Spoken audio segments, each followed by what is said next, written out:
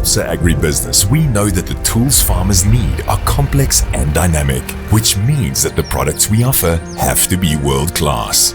From our market intelligence reports to our strategically developed agribusiness BEE solutions, we are immersed in the agricultural sector through relationships, sponsorships, and industry events. We want to be part of your farming business. Make us part of your masterpiece.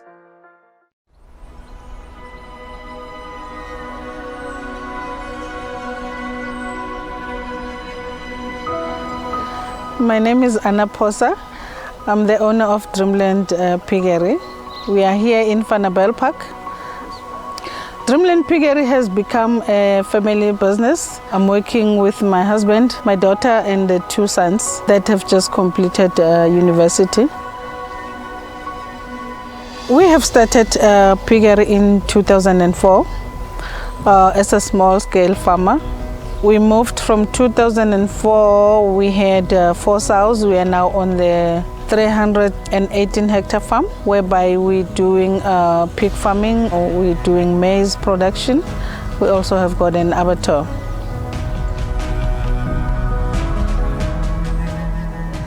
The love of farming, I think it started when we first as a family bought a small piece of agricultural land. We started doing mixed farming, and we also have to start networking with the farming community. And then one of the farmers was doing pigs. Then that's where I fell in love with the pigs. And since then I've been doing pigs as my main farming activity.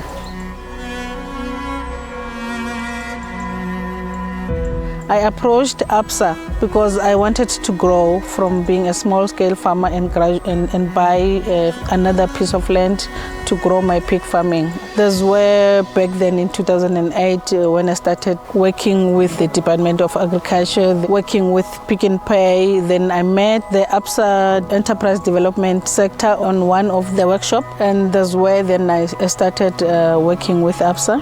Because with Absa, they normally have got flexible terms when coming to developing small businesses.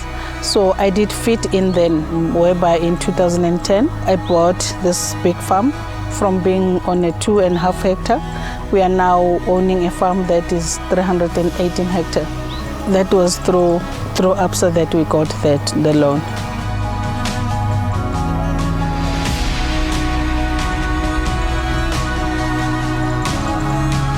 And with all the challenges, or you can name them, funding, challenges of skills, I've gone through that. With the help of the Absa Enterprise Development, we are where we are today. And I found it much easier and better working with Absa because they have got products that are flexible to developing small businesses. They are easy to reach. I've got my banker here, who time and again when I've got challenges, I just go and sit down with her and then we come up with solutions. I would like to thank Absa for being there for me all these years, taking me by hand as a small-scale farmer into a commercial farming, and I'm looking also into working with Absa in the future for the growth of my business. Thank you, Absa, for being there for me and for believing in my story.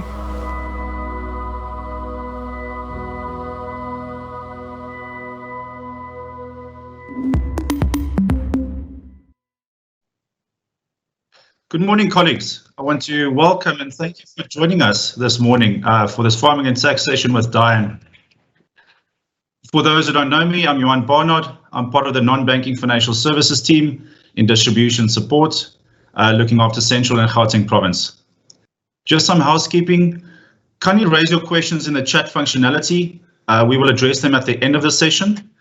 But if it's pressing, we can look at it during the first break, but we'll take the cue from Di.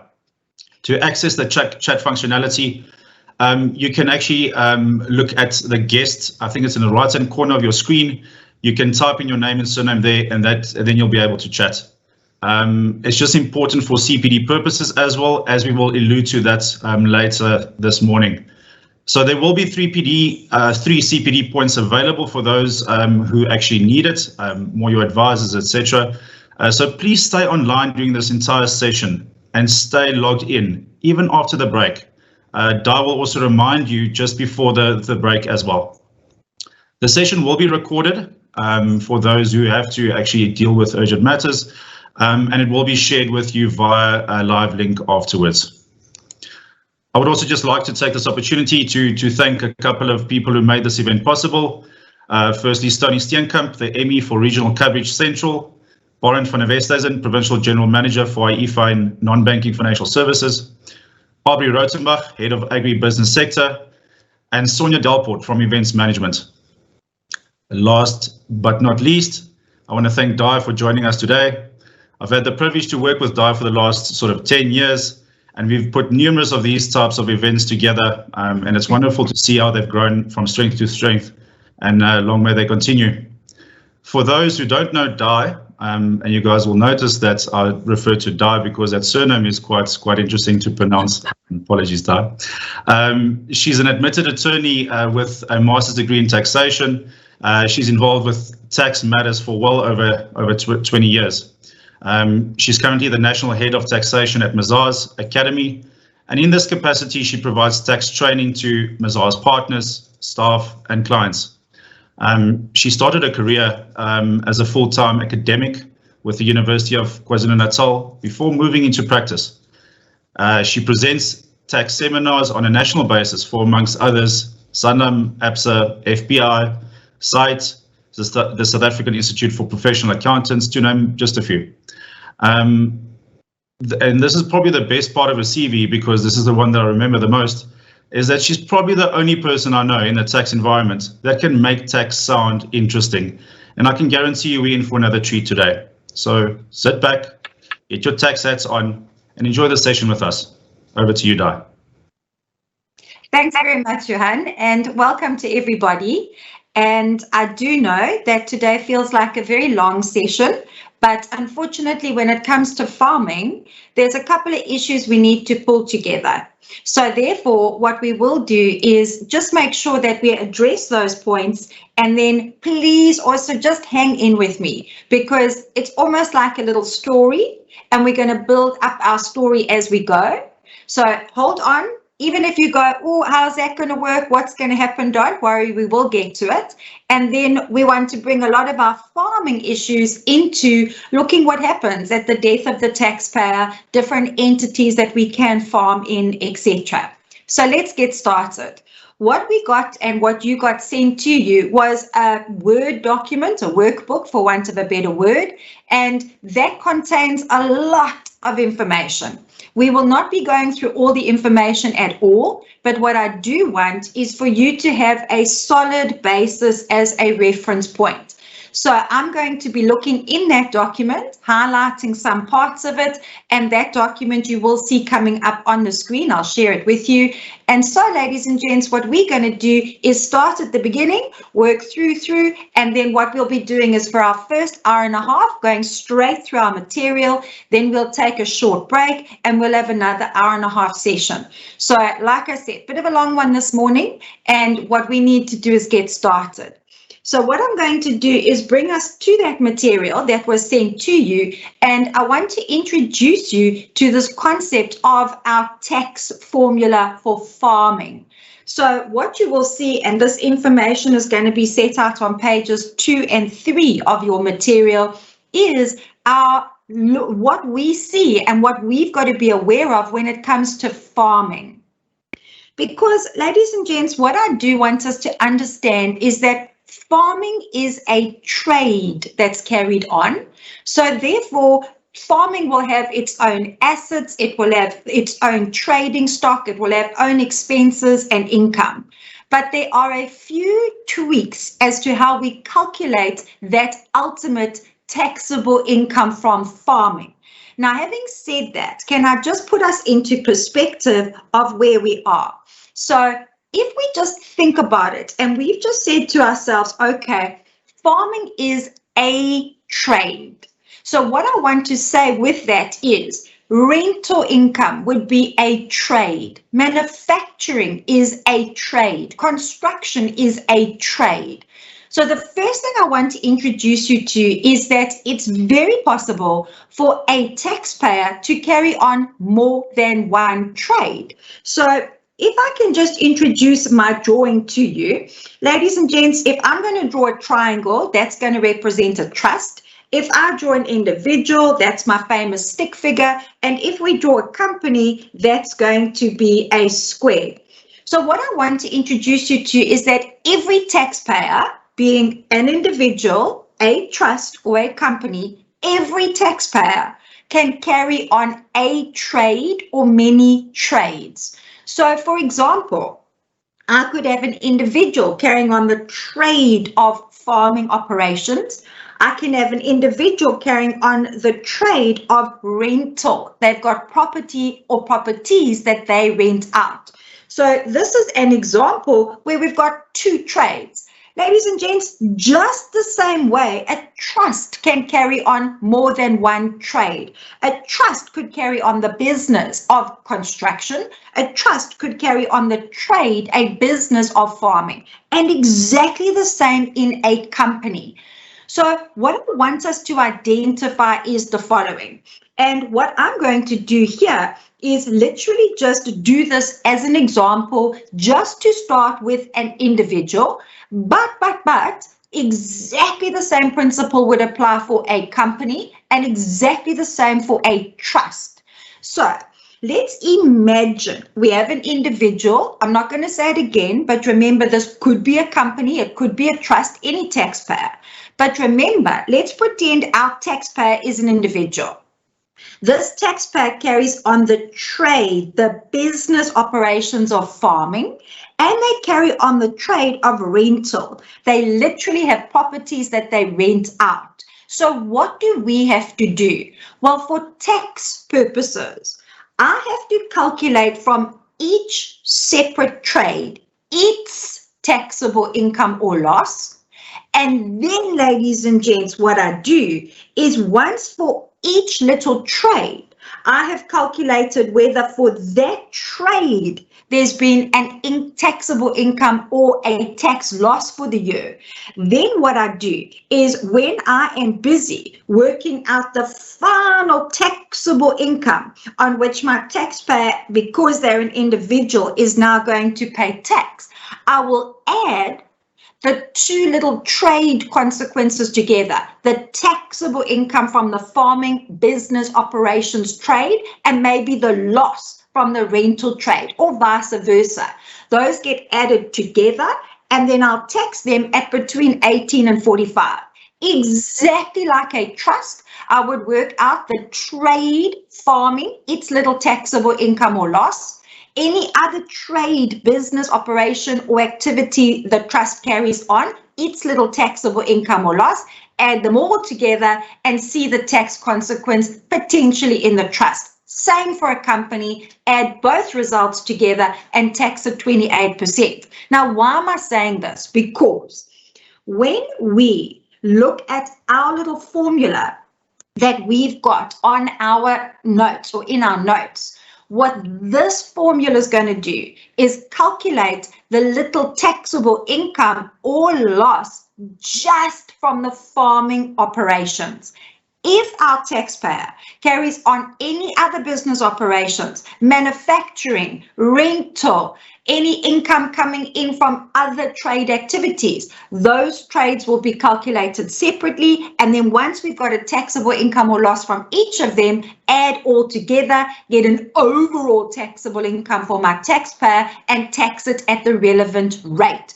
So what we're going to really drill down on is, okay, I know that for calculating a taxable income, I bring in my income, I claim my expenses, and then I have taxable income. But what then is very specific when we're calculating the taxable income from a farming operation, whether it's a trust, an individual, or a company conducting the farming operations? So this is what we're going to take some time to look at in the first half of our session today, so we understand when we're calculating for whichever taxpayer is conducting the operations, how are we calculating the taxable income from farming? And this is what you'll see we're going to look at some parts of as we look down page 2 and over onto page 3. Now, the second thing that's very important for us is that when I am looking at a particular taxpayer, what is exceptionally important is that we identify the taxpayer conducting the farming operations.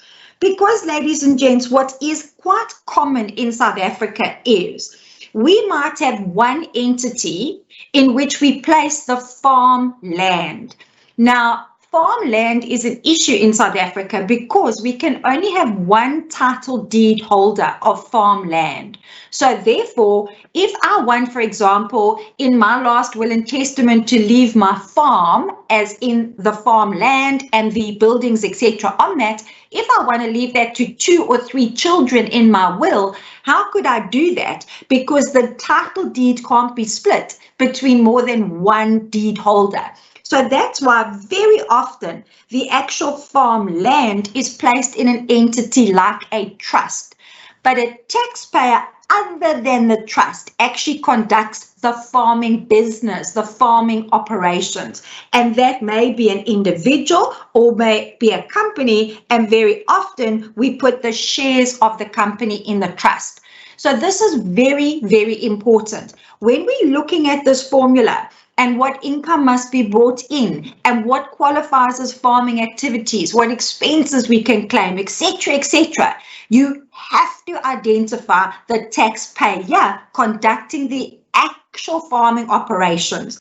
And if that is the individual, then this is the tax calc we will do for their individual tax return at the end of each year of assessment. And if the activities farming business is conducted by the company, then this formula we look at will be something we're looking at in the company's hands. Now, you're going to see that there are certain expenses which farmers can claim, your capex, your capital expenditure that you guys know about, that nobody else can claim. So what is so important is to understand when you are looking at the farming operations and the specific taxpayer that carries on those farming operations, if you want to show certain expenses and claim the tax benefit, the deduction of those expenses, you must have the taxpayer conducting the farming operations as the taxpayer incurring the expenses.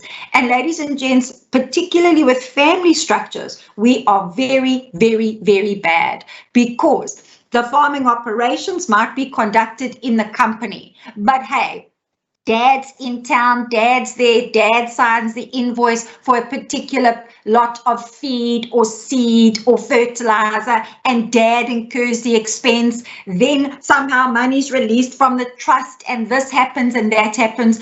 So at the end of the day, when you are trying to do this calculation in the hands of your company, where you have to show it, you are not able to show that it's your company that in fact incurred the expenses. And one thing I want to alert you to straight away is we used to in the past have almost a gentle treatment when it came to farmers and SARS. SARS was not lenient, but they weren't very harsh on farmers. That has changed completely. Ladies and gents, with the vast increase in income from the macadamia farmers, with the vast increase in income from citrus farmers last year because of the exports of all the citrus while everyone was trying to cure their COVID. So with this rise in income from farming, we're seeing a much bigger audit focus from SARS on farmers. And what they are focusing on is, if certain expenses are claimed, are there records of those expenses, number one, and number two, are they incurred by the taxpayer conducting the farming operations, by the company where the farming activity is taking place. If the individual is farming, are the expenses incurred by them or in the trust, etc. So the first thing I want you to do is, please, even though it all feels like it's all our business, it's very important to identify the actual tax entity that is conducting the farming operations. Now, having said that, let me come back to another issue, and this is at the very start of our formula. So what we want to do is first try and establish, once we've identified which taxpayer is conducting the farming operations, what is our income from farming? Now, of course, a lot of our income is very obvious because it will come from the sale of our produce and of our livestock. So that's not an issue. What are some of the funnies when it comes to income from farming? Now, again, I'm going to take a slight step ahead just so we can start building up our thoughts.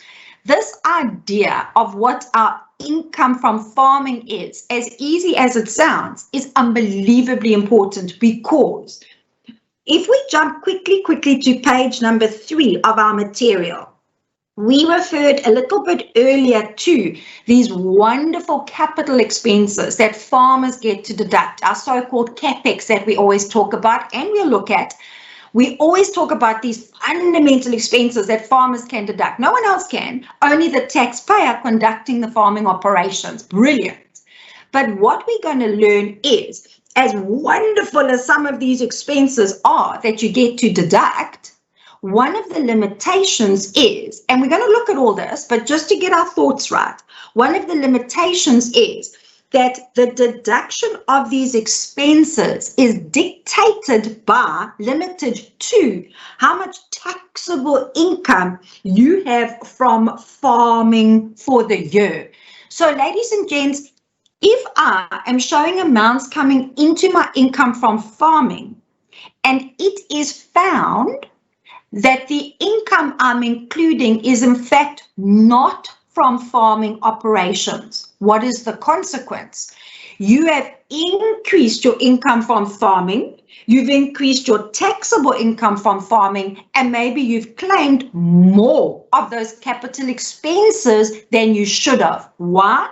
Because if you're showing your taxable income from farming as bigger because you've included income that is not from farming operations, then you are deducting capex, capital expenditure, that you actually wouldn't be entitled to because you're showing your taxable income farming is bigger, deducting more of those expenses, whereas if your taxable income from farming was lower, the deduction of all the expenses would not be available to you in that year.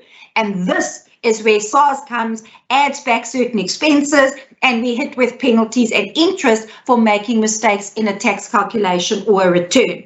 So what I do just want to draw our attention to is, it is as obvious as it sounds. One of the things that SARS does take a very good look at is, have we put the right amounts in when it comes to income from farming? And what I want to do to just show you how our thoughts must work here is I want us to come and have a look in our material. As I said, it's on my screen. So if you haven't got it in front of you, don't worry, you'll see it on my screen. We will see here on page 6 how important it is to understand what farming operations are, because it's this income which we're going to put into our ultimate calculation for taxable income or tax loss from farming operations from that trade. So ladies and gents, our big issue here is very often, and you'll see this almost about halfway through this page number 6, is in the issue of rental. It's very easy to see when we've sold produce, when we've sold livestock, etc. But what about rental? So now I need you to be very, very careful. If what you are doing is just earning flat rental, then, ladies and gents, the rental income is not from farming operations. That must go into a separate trade, be shown as rental, and you can deduct against that the expenses which created that rental. Now, this sounds really obvious. All right. But let's go back to our example where we said that we have taxpayers who very often have the farm land put in a trust, and another taxpayer, either the individual or a company, conducts the farming. And then what that company or individual does is they will then pay a rental to the trust to rent that farmland each year. So our trust is very often earning rental. But even though the asset being rented out is farmland, that is not regarded as income from farming in the hands of the trust. Ladies and gents, even if my taxpayer who's conducting the farming has a tractor, has a piece of equipment that allows us to get soil ready to plant seed, that has spraying equipment. What if the farmer next door needs to use that tractor, needs to use that farming equipment for a while, and we rent the equipment out to the farmer next door? Even that income from the rental of the farming equipment is not income from farming operations. That is the pure rent paid for the use of an asset. It doesn't matter that the asset being used is farming equipment, farmland, etc. That is not income from farming operations. So number one, I don't want it included when we're doing our calculation of income from farming, and you've got to show that as a separate rental trade. The exact same thing would apply with many farmers who put up that weekend accommodation on their property and they rent that out to poor stressed out people from the city or now people running away from COVID. That is pure rental for accommodation purposes. It is not income from farming. I don't care that the accommodation's on your farm. It must be shown as separate rental income. Now, there are two slight exceptions to this, and I want you to start getting the feel for it. There is, and now we go back to page number 6. There is what has been sometimes referred to as, and it's going to sound like a very horrible word, a parterian lease. Now, ladies and gents, this is important. When you are earning rental, but, the rental is dictated by being a percentage of something produced by the farming operation. So, I rent you out a piece of land. You are going to grow cabbages on that piece of land. The rental I earn from you will be a percentage of the cabbages that are harvested and sold. So my rental is directly linked to the farming operations on that land I am renting out to you. Ladies and gents, exactly the same way when we look at grazing fees. I've got a portion of my farm. I specifically cultivate that portion of the farm. I grow specific grass there. I have specific water troughs there. Then you bring your livestock over and they graze on that piece of my farm, and I charge you a grazing fee. Because I have specifically cultivated that part of my farm and got it ready for animals to graze on, that grazing fee now can be seen as income from farming operations. So when we, and this is where we've seen this interpretation by SARS, but when there is rental from, for example, the letting of farmland, and we see that that rental is directly, there's no minimum rental here. I don't want minimum rental. What I want is every cent of rental will be dependent upon what is produced from that piece of land we are renting out. So a percentage of the harvest of the land that's sold. I give you a piece of, well, for example, I rent you out some cows. My rental from those cows is going to be dictated by the milk that is obtained from those cows and sold. Then that rental will be income from farming. Grazing fees where I've cultivated the land and I've gotten everything ready, that is income from farming operations. So what I want you to do is I want you to be careful. Where I just look at the sale of livestock, the sale of produce, income from farming, no problem. Rental. SARS is really looking at rental. If it's a standard bog, simple rental from the use of an asset, I don't care. Accommodation, land, farming equipment, I don't care. and it's a stock standard monthly rental. That is not income from farming, that's rental income. Go and show that in your rental trade calculation. And then again, the one exception is I've rented you a piece of land, I've rented you out 30 cows, and from that, my rental I earn is dictated directly as a percentage of what is produced from the farming activities. Ladies and gents, then the rental can be seen as income from farming. But like I say, there mustn't be a basic rental in terms of the lease. You almost want the entire rental to be as a direct product of the farming operations. And they are very, very strict, ladies and gents, about this now. They are fundamentally strict about this. So if I, for example, have made a bit of extra money because I'm a citrus farmer or because I'm a macadamia nut farmer, etc., and I take my farming income and I put it in the bank, I need you to be careful.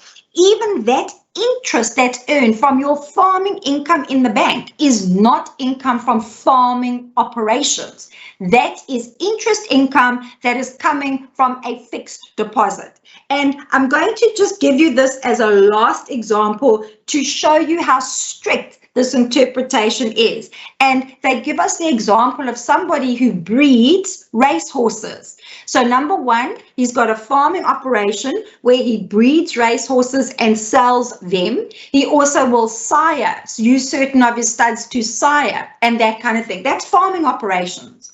But then he has another activity where he takes some of his horses and he enters them in horse racing competitions and he wins. Ladies and gents, the winning from the horse racing is not income from farming.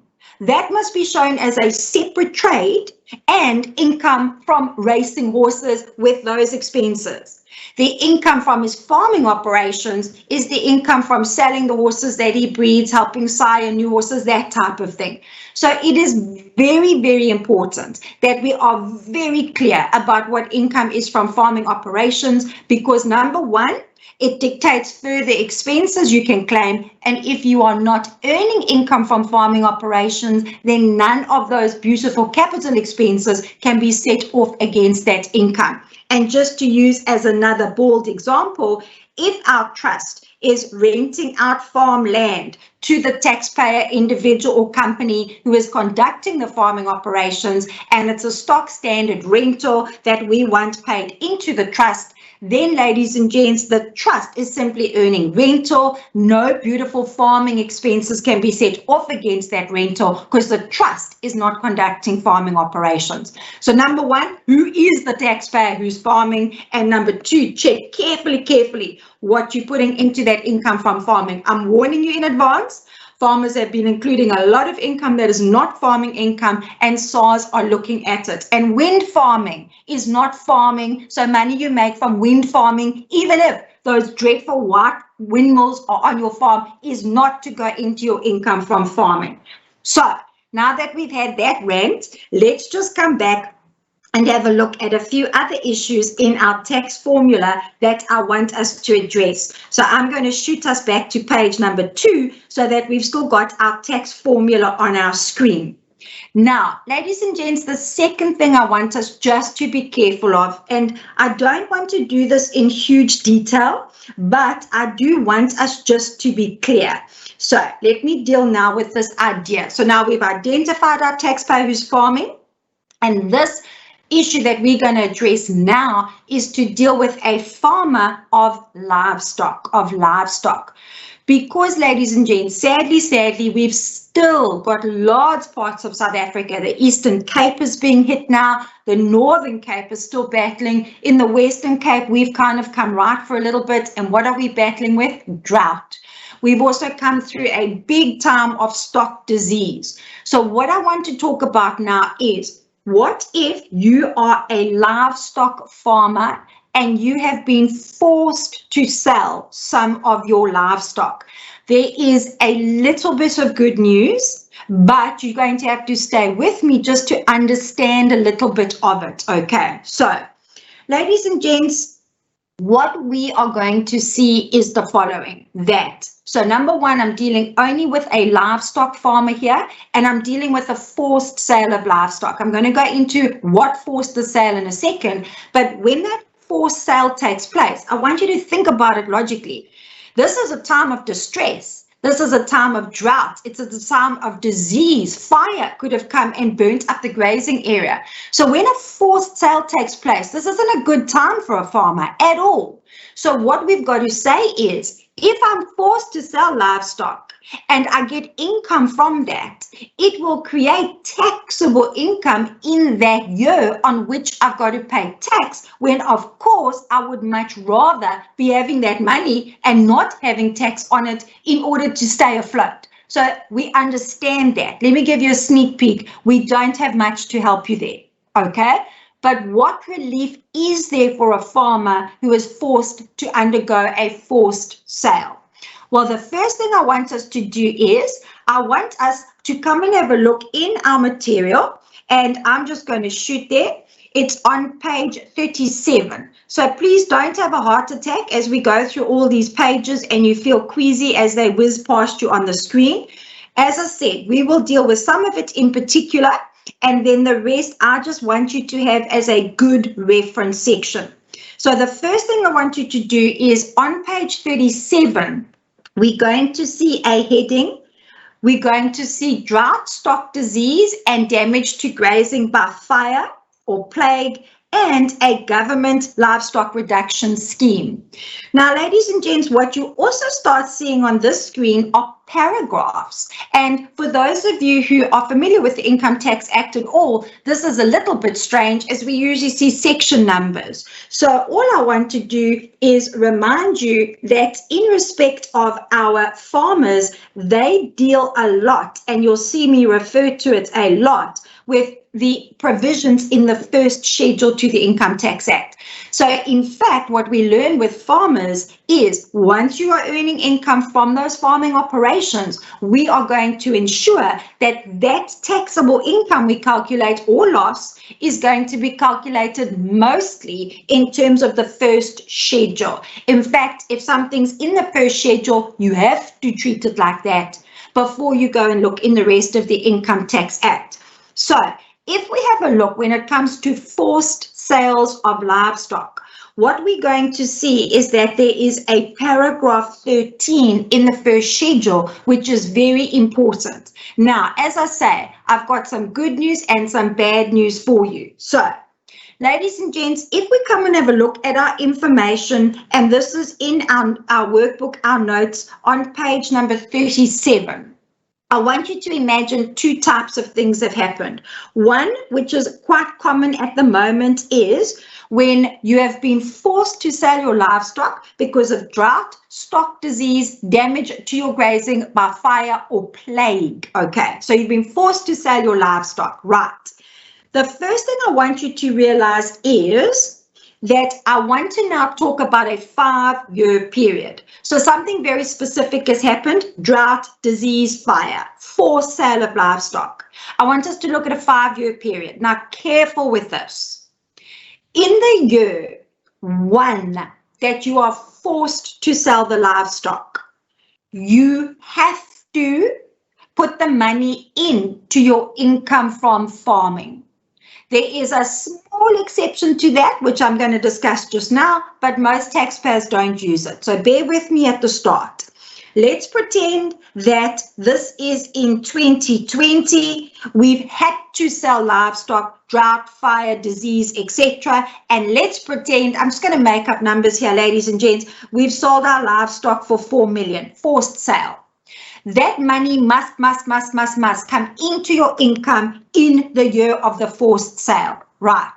Now, from the year of the forced sale, 2020, I want you to look forward 4 years. So we've got 2020, and then we've got 2021 up to 2025, the 4-year period.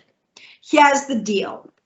This paragraph cannot help you timing the inclusion, the 4 million from the forced sale into your income from farming. That must happen in the year of sale. In our example, 2020, 4 million is in. But if in the next 4 years you replace that livestock, here's what you can do. So let's pretend in 2022, you incur an expense, let's say now, of 3 million replacing livestock. This expense has been incurred in 2022. Here's the deal. You have the right under this paragraph to request that SARS go back and reopen your 2020 year of assessment and revise your assessment by allowing you to deduct this expense of replacing the stock in 2020. So let's think about this. Let me draw this a bit bigger. If we said in 2020, we had the forced sale of our livestock 4 million. I'm going to say it again. There's one tiny exception. We'll deal with it in a minute. Hardly anyone uses it. There is an inclusion into your income from farming in the 2020 tax year of the 4 million. We cannot stop that. But I now look over the next 4 years. If in those 4 years, I replace my livestock, and we said, let's pretend we incur an expense of 3 million replacing livestock. Now, what you are allowed to do is go back and request that SARS reopen your 2020 tax year. They allow you this deduction of the replacement expense for that livestock in 2020, which means they will revise your 2020 assessment and hopefully you will be refunded some of the tax paid. Yes, this is only happening later when you do buy your replacement stock, but at least it gives you the benefit of the full deduction or a good deduction of the cost of that livestock. Because, ladies and gents, without going into any detail, there are certain limits contained in the first schedule as to how when we buy livestock, sometimes the amount of that expense that we can claim is limited. So therefore, what I want us to do is just understand that forced sale, drought, fire, plague, etc. of livestock, if I, from the year of sale, have to include that amount from the forced sale in my income, 2020, 4 million went in, I must, within the next 4 years, so not the year of the forced sale, 4 years after that, within the next 4 years, get my replacement stock. I incur an expense replacing the stock. I can go back, ask SARS to reopen my assessment from the year of the forced sale, because it will give me a much better deduction of the cost of the replacement stock, much better deduction. You won't suffer some of the limitations that are otherwise in the first schedule. So yes, it's not going to help you in the year of the forced sale, but at least when you get your replacement stock, in our example, in 2022, why do I keep doing that? 2022, when you get your replacement stock, you will get a much bigger benefit of the deduction of the expense of the replacement stock if you go back to the year of the forced sale, 2020 in our example, ask SARS to reopen that assessment, allow the deduction as much as we can get of the cost of the replacement stock, revise the 2020 assessment for you and hopefully get you a bit of a refund. Does it help you in 2020? No, it doesn't. Now, ladies and gents, remember I said to you there was one funny exception. Well, this funny exception to that, and I don't find it particularly useful, and a lot of our clients don't make use of it at all. The funny exception to that sits in and on page number 38. Now, careful. This, ladies and gents, on page 38 is going to be when you have been forced to sell livestock and only because of drought. So not fire, not plague, nothing like that.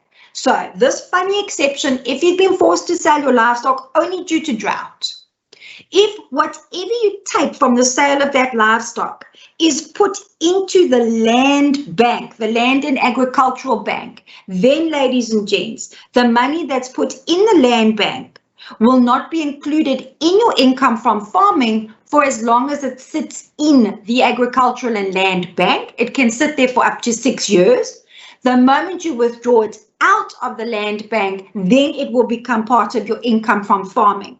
Now, the reason why I say that this isn't particularly useful is because in these times of distress, we don't have the luxury of the forced sale income being put into the land bank. We've got to use that money to keep our farming business going. But if you do have that luxury, forced livestock sale only due to drought, that's the requirement here, drought, then, ladies and gents, what you'll see is, and you'll see me jumping around, I've just got a bit of sun coming in through the window. We've had the most horrific storms in Cape Town, but of course now we will get some sun. So if, ladies and gents, the forced sale is due to drought, you've got this luxury of putting what you got from the forced sale into the land bank. Then for as long as that money sits in the land bank, it won't be part of your income from farming. You can leave it there for up to about 6 years, and then the year you withdraw it, it goes into your income from farming. So that will protect you from the immediate tax consequences. But as we don't have the luxury of that, what I do suggest is that you just remember how we can at least go back and request a revised assessment for the year of the forced sale when we get our replacement stock. The only difference when your forced sale is in terms of a government reduction scheme, the government comes and buys livestock back from you. Ladies and gents, the only difference there is when you sell the livestock back to the government, you'll put that income into your income from farming. Done, done, done. Then when you buy your replacement stock, remember we said you had to buy your replacement stock within 4 years from the forced sale. If you've sold your stock in terms of a government stock reduction program, the only difference is that that replacement period for your new stock that you've got to buy, you're allowed up to 9 years to get your replacement stock. Now, again, government reduction schemes are not that common, so at least come back and think forced sale, drought, fire, disease, cannot stop amount going into income from forced sale of livestock in year forced sale. Within the next 4 years, get your replacement stock. It is worthwhile looking to see whether you want to reopen the assessment for the year of the forced sale and claim the deduction of the replacement stock then, because of certain limits that are placed on stock replacement. So, ladies and gents, I want to deal with that particularly because we are very sadly seeing a lot of drought still existing and starting in South Africa in new areas. So, again, after all that detail, let's go back and have a look at another issue when it comes to our income from farming. And I promise you, I really do understand, particularly when people are not tax advisors and they say, man, don't give me all this background, just give me the answer to the story. Give me the short version. I'm trying to give you the shortest version possible, but ladies and gents, these are important issues, even if you're not dealing with tax, just to be aware of, in particular for clients, etc. That's why we're dealing with them. So the other thing that I want us to be aware of for our level of discussion today is, ladies and gents, subsidies. Because especially with a smaller startup farmer, they are receiving a lot of government subsidies, either in kind, like they are being given a tractor, they're being given spraying equipment, they're being given plowing equipment, or in cash, they're being given money to cover certain startup expenses. So the reason why I want to just remind us of the consequence of getting subsidies from government is because it is being, again, an area audited by SARS. People are not treating their subsidies correctly. So what I would like us to do is come and have a look at some information on page number 7 with me, page number 7. So let's have a look at this issue of subsidies. And again, I'm just going to warn you, and it's almost quite a rude thing, I'm afraid, but what we have found is because farming was taken out of the syllabus for the professional accountants and the chartered accountants to study, it was taken out of their syllabus.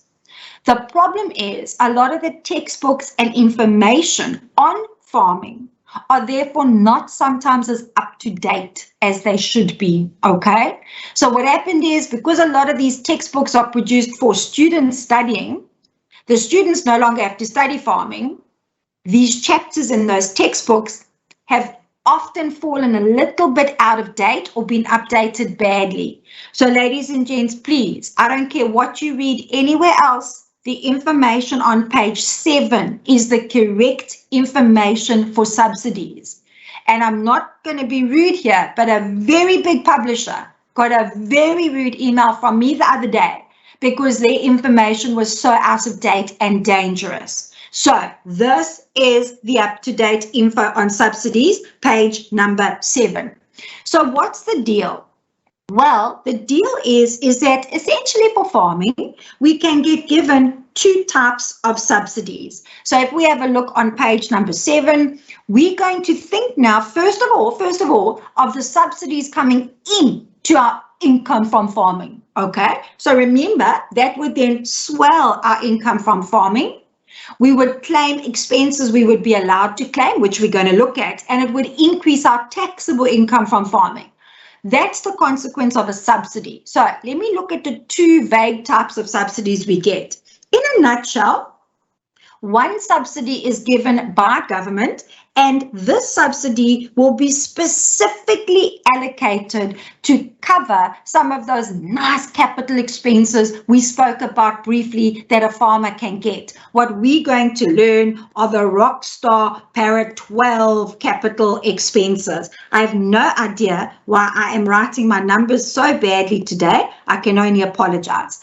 So ladies and gents, and stop doing it. So these Para 12 expenses, paragraph in the first schedule, are legend expenses. Nobody else gets them. You deduct the cost of building dams and roads and preparation of fields and the cost of sheds that you put up, etc., etc. Huge. If government gives you a subsidy to cover any of those expenses, great. But the subsidy must go into your income from farming in the year that it's received by or accrues to the farming operation, the taxpayer conducting the farming. Must.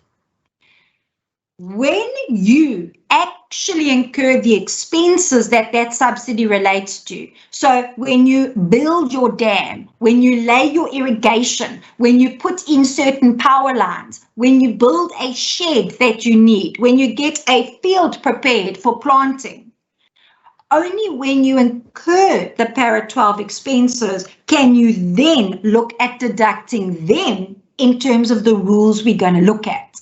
Now, spot the problem with me and you can understand it a tiny bit from what we've said already. Let's think it through. We've said in the year of the receipt, physically getting it, or accrual, you're entitled to it. The subsidy you get to cover these beautiful capital expenses, or some of them, must go into your income from farming. Big income from farming, big taxable income from farming, right? Then I go and I actually spend the money building my dam. I spend the money laying my irrigation. But ladies and gents, these things take time. So what if I got a nice fat subsidy from government to build a dam? I got that in 2020 into income from farming. But I only started incurring expenses and doing all the work to build the dam in 2021, slowly. In 2020, when I put the subsidy into my income from farming, whoop, income from farming increases, taxable income from farming increases. But that year, I haven't incurred the expenses yet to start building the dam. Only in 2021 do I start incurring all these big expenses to build the dam. But ladies and gents, we said those Para 12 expenses are limited to the taxable income you have from farming that year that those expenses were incurred.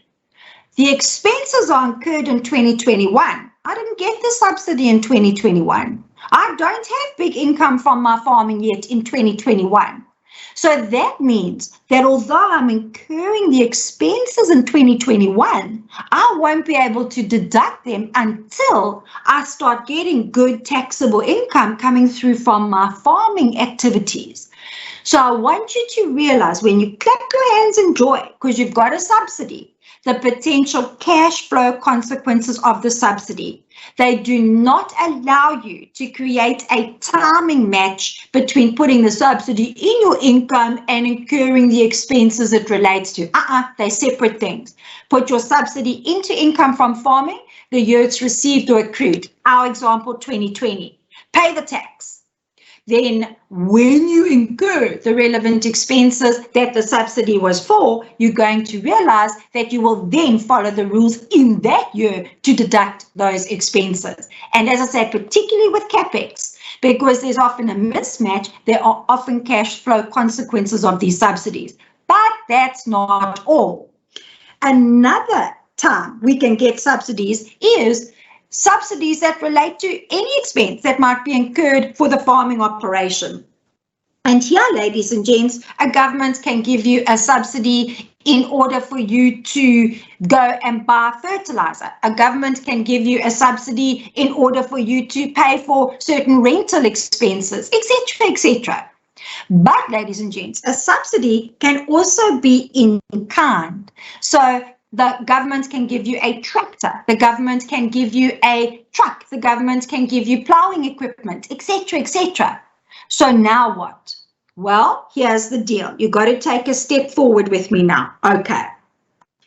If we are getting one of these grants or subsidies, they're basically seen as the same thing, and it's not specifically related to that para 12 expense we're going to incur, all right?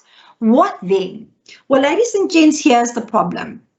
If you are getting a government grant or subsidy, and this is any taxpayer, we're just looking at it for farming now, the first thing you've got to do is understand that the tax consequences of this government grant or subsidy are governed by a Section 12P. Now, Section 12P says if you get a government grant or subsidy, you have to go immediately, and I know this is going to feel like a lot, but just get the thought process with me. You've got to go to the 11th schedule of the Income Tax Act. And if you go to the 11th schedule, you'll see lists and lists and lists and lists of different parts of government, national, provincial, local, district, that can give subsidies for everything. Manufacturing, movies, alles. Not many for farming, by the way. I think there's like 2 or 3. So if you get given a grant or a subsidy and it is given by one of the government departments, bodies listed in the 11th schedule, slowly, then the entire subsidy you get is tax-free. So it won't go into your income from farming because it's exempt, tax-free. Slowly. But when you take the money that you got as a subsidy from one of the people listed in Schedule 11, when you take that money and you incur expenses with it, you can't deduct those expenses. And that makes sense. If I'm getting given money by government, it's from somebody listed in the 11th schedule, and you'll see there's just a list. Then it means that money is tax-free. But when you buy the fertilizer, when you pay the rental, when you buy your tractor with that money, you can't claim any tax deductions on those expenses you've incurred with tax-free money. No double dipping, right? However, like I said, for farming, there are very few government bodies listed in the 11th schedule that relate to farming. So therefore, most of the farming subsidies you get, especially startup farmers, are not tax-free. So that means if you get money, you're going to put the money into your income from farming. It does not come from someone listed in the 11th schedule. Therefore, it's not tax-free. You're going to put the subsidy into your income from farming in the year you receive it, or you're unconditionally entitled to it. It's in. As you go and incur expenses with that money, as you qualify to deduct those expenses, you will claim the deductions. Slowly. What if I get a tractor? I get a subsidy in kind, not in the form of an asset. Well, unfortunately, You have to take the market value of that asset when you get it, the market value, because it didn't come from someone listed in the 11th schedule. If it did, then the whole receipt of that is tax-free and you can't claim allowances on the tractor, right? But you get given a tractor, it's not from one of the people listed in the 11th schedule. It's not tax-free. You've got to take the market value of the tractor when you get it and put it into your income from farming. Slowly. But now we want to see, but hang on, this is farming equipment. Can't I claim some allowances? Firstly, it looks like there's going to be a problem. Because if I want to claim a farming allowance, I need a cost on which to claim the allowance. You didn't pay for the tractor.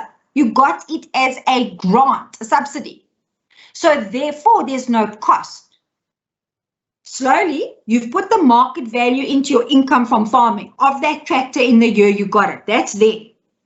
So what you're going to do is, we are going to learn, and I know it's a lot in the beginning, I promise I know, but we are going to learn that when it comes to movable farming equipment and implements, one of the big sections where we write those movable assets off in is a section called 12B.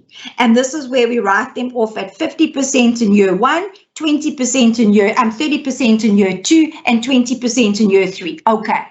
But the problem is section 12B, where we would ordinarily write off the cost of a tractor, is that you need a cost. And you don't have one. You got this free. So now what we do is we go to a section 11E in the Act. And section 11E is one that you guys know well, actually, because it's where we write off tax depreciation, tax wear and tear. Now, the nice thing about 11E is you can write off the value of an asset. It doesn't have to have a cost. And ladies and gents, I'm not even going to pretend to know, okay? I tried to do some research for this exact example to find out what the market value of a tractor is. And then I got so confused with the types of tractor. I gave it up. So I'm just going to make up a number. I'm going to pretend, don't laugh, and I can hear you, sort of, I'll feel it. If our tractor, for example, has a market value, and I'm just going to guess, of 2 million, all right? We've put that 2 million into our income from farming, okay? So now what we say is, I've now got a tractor. I can't write 2 million off under my very nice 12B because I don't have a cost of the tractor. So therefore, what I'm going to do is look at 11E. 11E says claim wear and tear on the value of the asset. I have a value. This thing has a market value of 2 million. So again, what you will do is go and see what period we're allowed to claim this allowance off over, the depreciation period given to us in 11E, and you will then write off this value under 11E. So again, long explanation, but it is an area SARS is going crazy about. And let me tell you right now, there is no more gloves off with start-up farmers and smaller farming enterprises. No, they are looking astronomically carefully at these subsidies, particularly for farmers, because so many of them are not tax-free. Careful, did I get an asset instead of money? Put the value, market value, into your income from farming the year you get the asset. Take that same value. You can't write it off under 12B, but go and see the period that you can write it off for wear and tear. Might be a little bit longer, and then claim your wear and tear allowance. At least get some benefit of that. But again, if we get money in cash, goes into our income from farming, didn't come from someone in the 11th schedule, not tax-free. You got to wait until you incur expenses with that money and then see in that tax period whether they are deductible. So please be careful with subsidies. We're seeing a huge focus on growing farming and therefore more and more government subsidies becoming available, but very few are tax-free in terms of the 11 schedule. Last reminder, if the subsidy you get is tax-free because it's from one of the people in the 11 schedule, when you incur expenses with that money, it's not deductible expenses. No inclusion into income from farming, tax-free subsidy, no deduction with of the expenses incurred with that money. So just keep this focused. And as I say, don't go out away, ooh, this is a startup farmer, so ours is going to be nice. They are not. So ladies and gents, now what I want to do is, I want us just to start putting another thought in our minds. And you're thinking, another thought? I've had too many thoughts already. Well, unfortunately for us, we've got quite a big session for us and thoughts today. So ladies and gents, what I do want to do is just remind you what we're doing. We're still busy looking at income from farming. We said that income from farming is going to become taxable income from farming. So it will dictate how much of our capital expenditure under that beautiful para 12 we can deduct. We're going to look at this all. But what it also dictates, of course, is how much taxable income from farming I get at the end of the day to pay tax on. All right? Now, the one thing I want you to be careful of here are recoupments.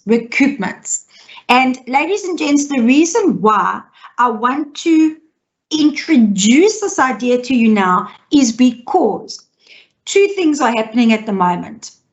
Number one, many farming businesses, farming operations are being sold.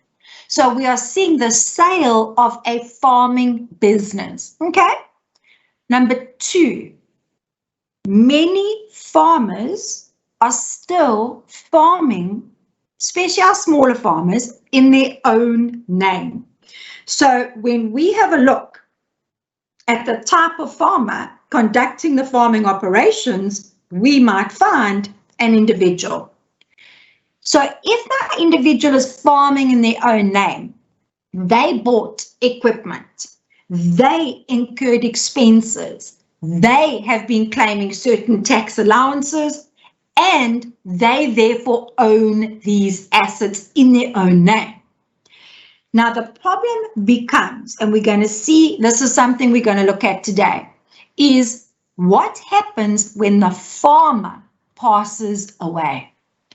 Because what we're going to learn, and I promise you, we're going to look at this in some detail because it is an issue, is when I, as an individual, pass away for tax purposes,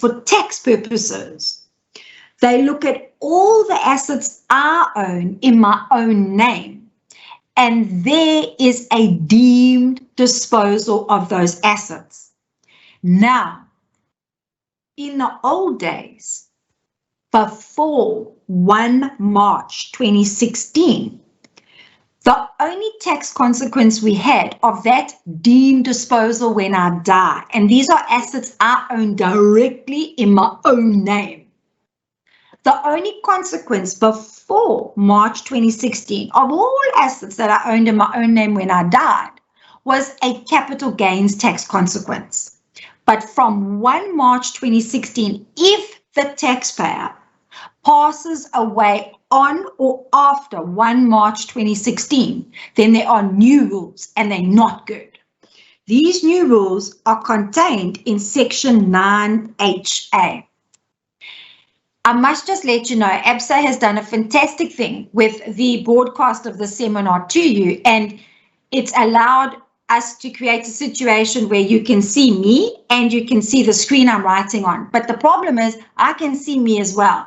And I've suddenly started to realize that I wave my hand a lot like an American diva, like an American rap star. So ladies and gents, apologies for that, but I can't agree. I'll stop doing it. So when I now have a taxpayer who passes away on or after 1 March 2016, long time ago now, there is a deemed disposal of all assets they hold in their own name.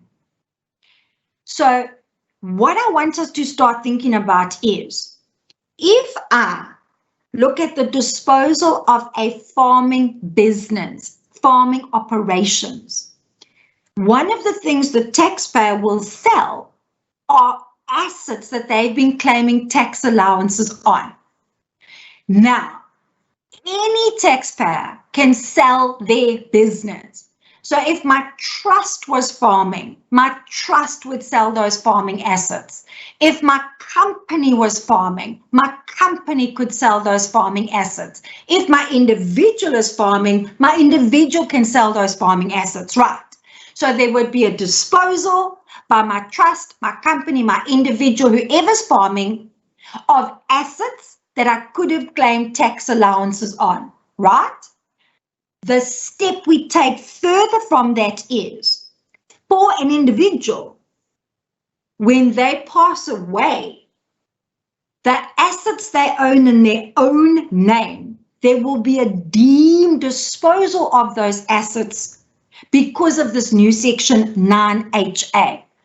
So the consequences that I want us to start thinking about are, what are the consequences of us disposing of assets, farming assets that we've claimed allowances on, whether it's an actual disposal, the trust is selling farming assets, for example, selling the farming business, the company selling farming assets, the deceased is, the taxpayer selling farming assets, they're alive, they're well, they're just sick of farming. But these consequences we're going to talk about now, that don't only relate to an actual disposal of assets by your trust, by your company, by your individual sole trader. They will also be triggered when there's a deemed disposal. The deemed disposal, 9HA, is only relevant to individuals farming in their own name where they own those assets. And one of the consequences, because there's another rude one waiting, you'll find out. But one of the consequences is this idea of a recoupment. So let's look carefully again at this idea of a recoupment. A recoupment is going to create a number that we are going to put into our income from farming. And if we've got that ending up in our taxable income from farming, we will pay tax on that recoupment, full tax, not CGT.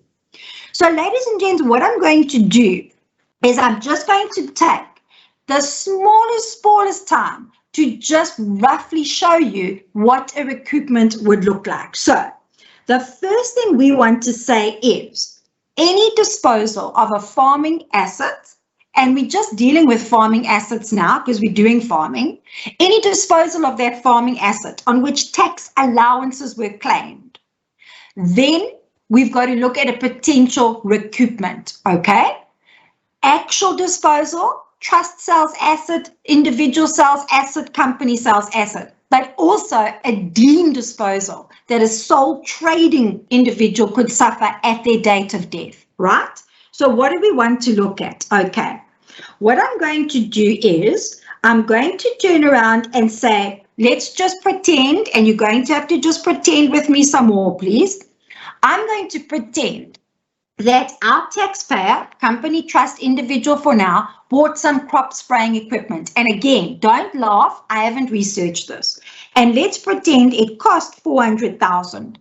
If that cost included VAT and we were a vendor, we would have claimed the VAT. If we're not a vendor, we would leave the VAT in. Now, crop spraying equipment falls under the two big capital allowances that we look at for farming. Number one is 12B and the other is section 11E, that wear and tear we spoke about. But our big one that we always try and claim movable farming assets under is 12B. So now I want you to imagine we had a cost of this crop spraying equipment. We're bringing it into use in our farming activity. We had a cost of 400,000. So we see that this qualifies under 12B. In year one, we would have claimed 50% of that cost. We would have claimed an allowance under 12B of 200,000. In year two, we would have claimed 30%. So we would have written off, she says, sneakily looking at some numbers, 120,000 in year 2. Now let's pretend that at the end of year 2, a couple of things happen. Company sells this asset. Trust sells this asset. Individual sells this asset. Each of those taxpayers were farming. Or, at the end of year 2, an individual sole trader farmer who owns this asset dies. Okay, right. So at the end of year 2, I'm going to pretend that the market value of this asset, if I had to sell it in the open market, would be 250,000. Okay, that's at the end of year 2. So ladies and gents, now we've got to work out another number. If I have the cost of the asset, 400,000, and I take off all the allowances I've claimed to date, 320,000, what I'm left with is something called a tax value, and this would be 80,000. So the tax value of an asset is what it cost you, less all the allowances claimed. This is the tax value. Okay. So now, you see, here's the problem. SARS looks at an asset and it says, you bought this crop sprayer for 400,000, don't laugh, and you've been claiming allowances on it. Year 1, 200,000, year 2, 120,000. So at the end of year 2, it has a tax value of 80,000. But now you go and sell it.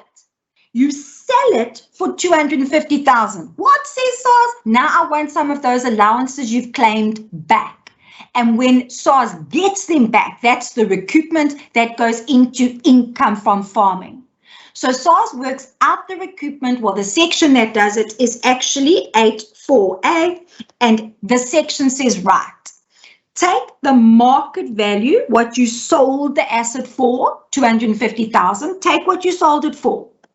Take off its tax value, 80,000, and that difference that you've gotten, 170,000, is the amount of the recoupment. This is the amount that must go back into income from farming.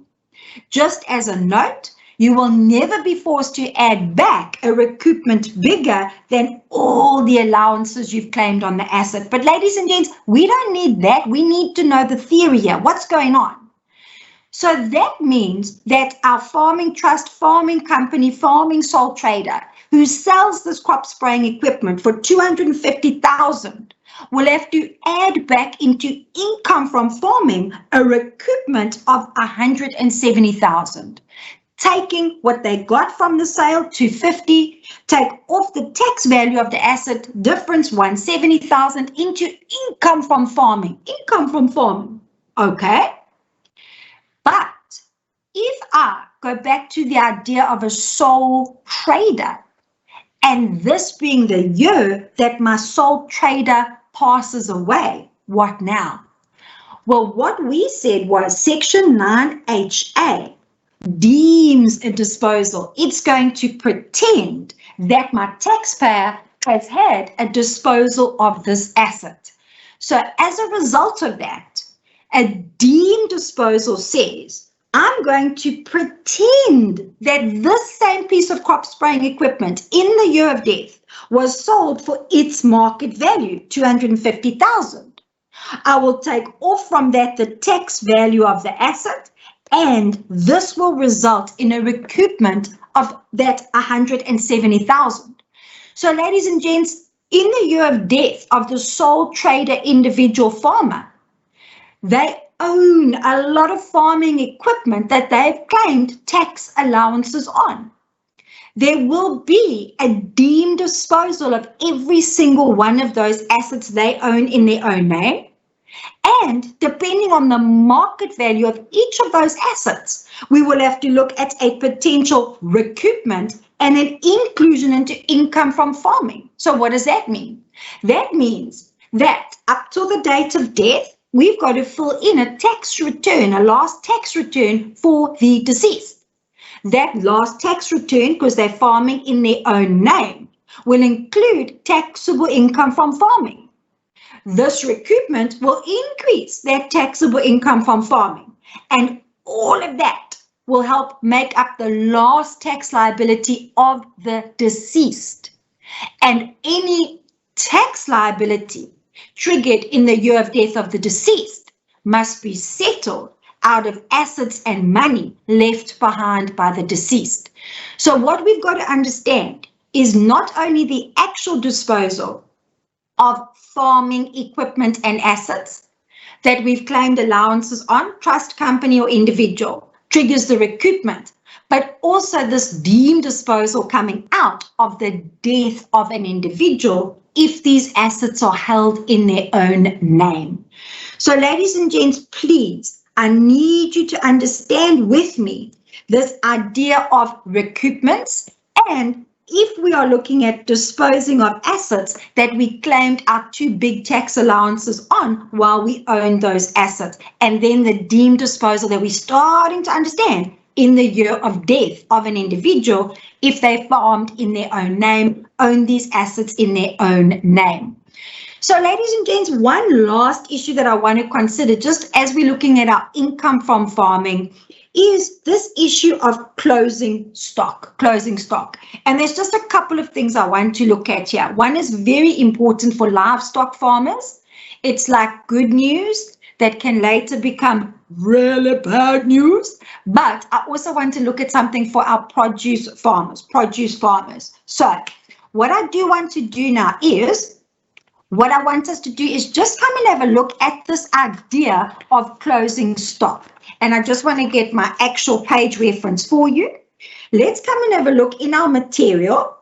And I want us to come and have a look on page 9. Again, just so you've got it in front on the screen with you, page 9. Because what we want to do is just assess a couple of things. Okay. So with me on page 9, we're going to see this idea of produce. Now, always useful to come back to where we are. And I promise you, I know we're doing this all in the format of the tax formula, but you'll see how important these different components are to understanding overall tax consequences of which tax entity should we run our business or farming in, etc.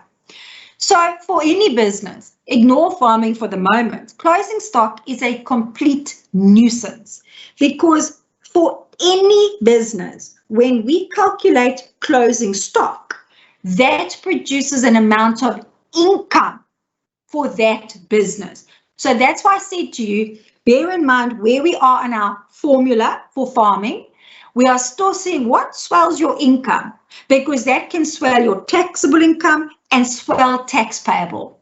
So ladies and gents, when I look at closing stock is a complete pest because, and again, now we're going to play with writing. When I look at closing stock, this is a complete pest because closing stock pushes up your income for the year. So I will have closing stock at the end of my 2020 year of assessment, which will push up income. Now, this is the important bit. This same closing stock number, which increases my income at the end of 2020, that same number becomes my opening stock in the next year of assessment and will be a starting tax deduction. So whatever my closing stock is at the end of one tax year, $1 million, very fraught, pushes up income, becomes my opening stock deduction in the next year of assessment. Let's put that another way. If I have closing stock at the end of 2020 of $1 million, I put that in as income. That same number of $1 million becomes opening stock the following year. Now, what that directly means is, in 2021, I will carry this stock at a cost of $1 million. So if at any time during 2021, some or all of this stock is sold, I will take what I sell the stock for, put it into my income from farming, and the cost that I can take off is this opening stock deduction, this cost at which I'm carrying my stock. So therefore, stock at the end of 1 year, closing stock, value put into income. That stock, you got it now. You will still have next year. You carry it at a cost equal to that opening stock deduction, last year's closing stock. So now what I want us to do is think, okay, our two types of stock for farming are produce and livestock. Okay. Now, a couple of things I need you to be careful about. Let's come back and have a look in our material. And remember, we said, if you are following, no problem. If you're on the screen, great. This is page number 9. Let's have a look at produce, okay? So, ladies and gents, if you get to the end of your year of assessment and you've got produce, you're going to have to value that produce and put it in as an amount into income from farming as closing stock. So the very nice thing I want you to be careful of is that the closing and opening stock for farming does not follow the normal stock rules in section 22 of the Act. You look at the rules in the first schedule. And the first schedule says the first thing we can see is that for farming purposes, you don't put any of your consumables into closing stock. So therefore, if you've got fuel, spare parts, equipment, machinery, fertilizers, packing material, etc., those don't form part of your closing stock. So literally, I want to look at your produce. I want to value that and put it into closing stock. So then two issues become, what is produce? Number one, what is produce? And number two, how do I value it? Right. So the second thing that I need you to be careful of is, for something to be produce that you've still got at the end of the year, it's still held by you and not disposed of you. That's why it's part of your closing stock. If you'd sold it during the year or disposed of it, you wouldn't have it anymore. So produce that's still held by you, not disposed of you, they're very quick to say it will, in a nutshell, be harvested produce. So anything still growing, wool on the sheep's back, grapes on the vine, peaches on the tree, corn still growing, maize that's still in the field, unharvested sugarcane, that cannot be produce. So what I want you to imagine is at the end of your year, do you have harvested produce that you've still got that you haven't yet sold, that you haven't yet disposed of? If you do, I need you to value that produce and put it into income from farming. And what they do is they tell us that when it comes to produce, and we're going to jump a little bit ahead in our notes to find it, when it comes to produce, and you'll see this a little bit further on in your notes, you must value that produce at the average cost of production. So whatever they call it a fair and reasonable value.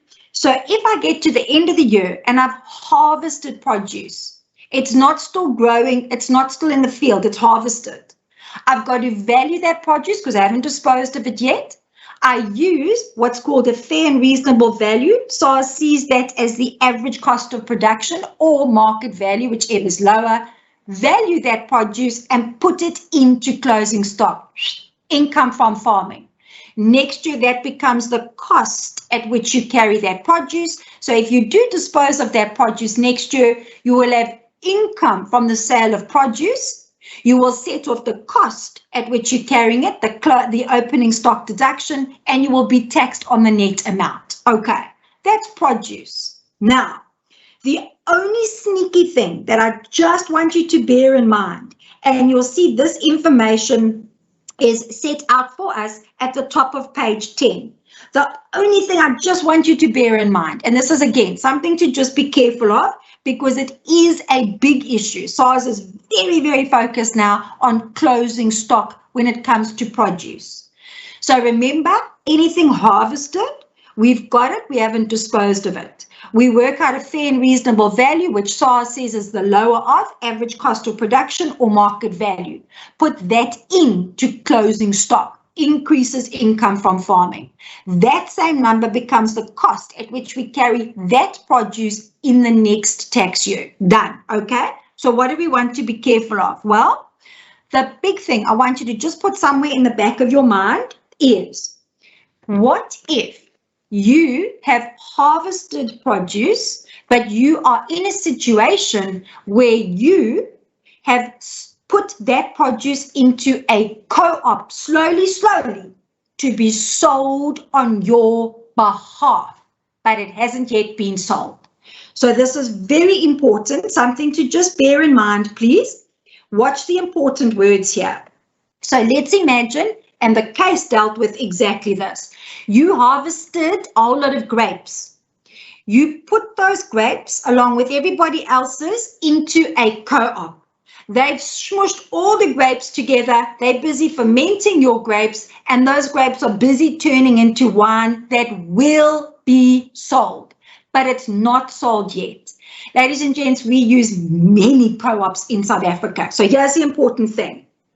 Here is my farmer, and remember, this could be a company, trust, or individual, whoever's conducting the farming operations. They've harvested produce.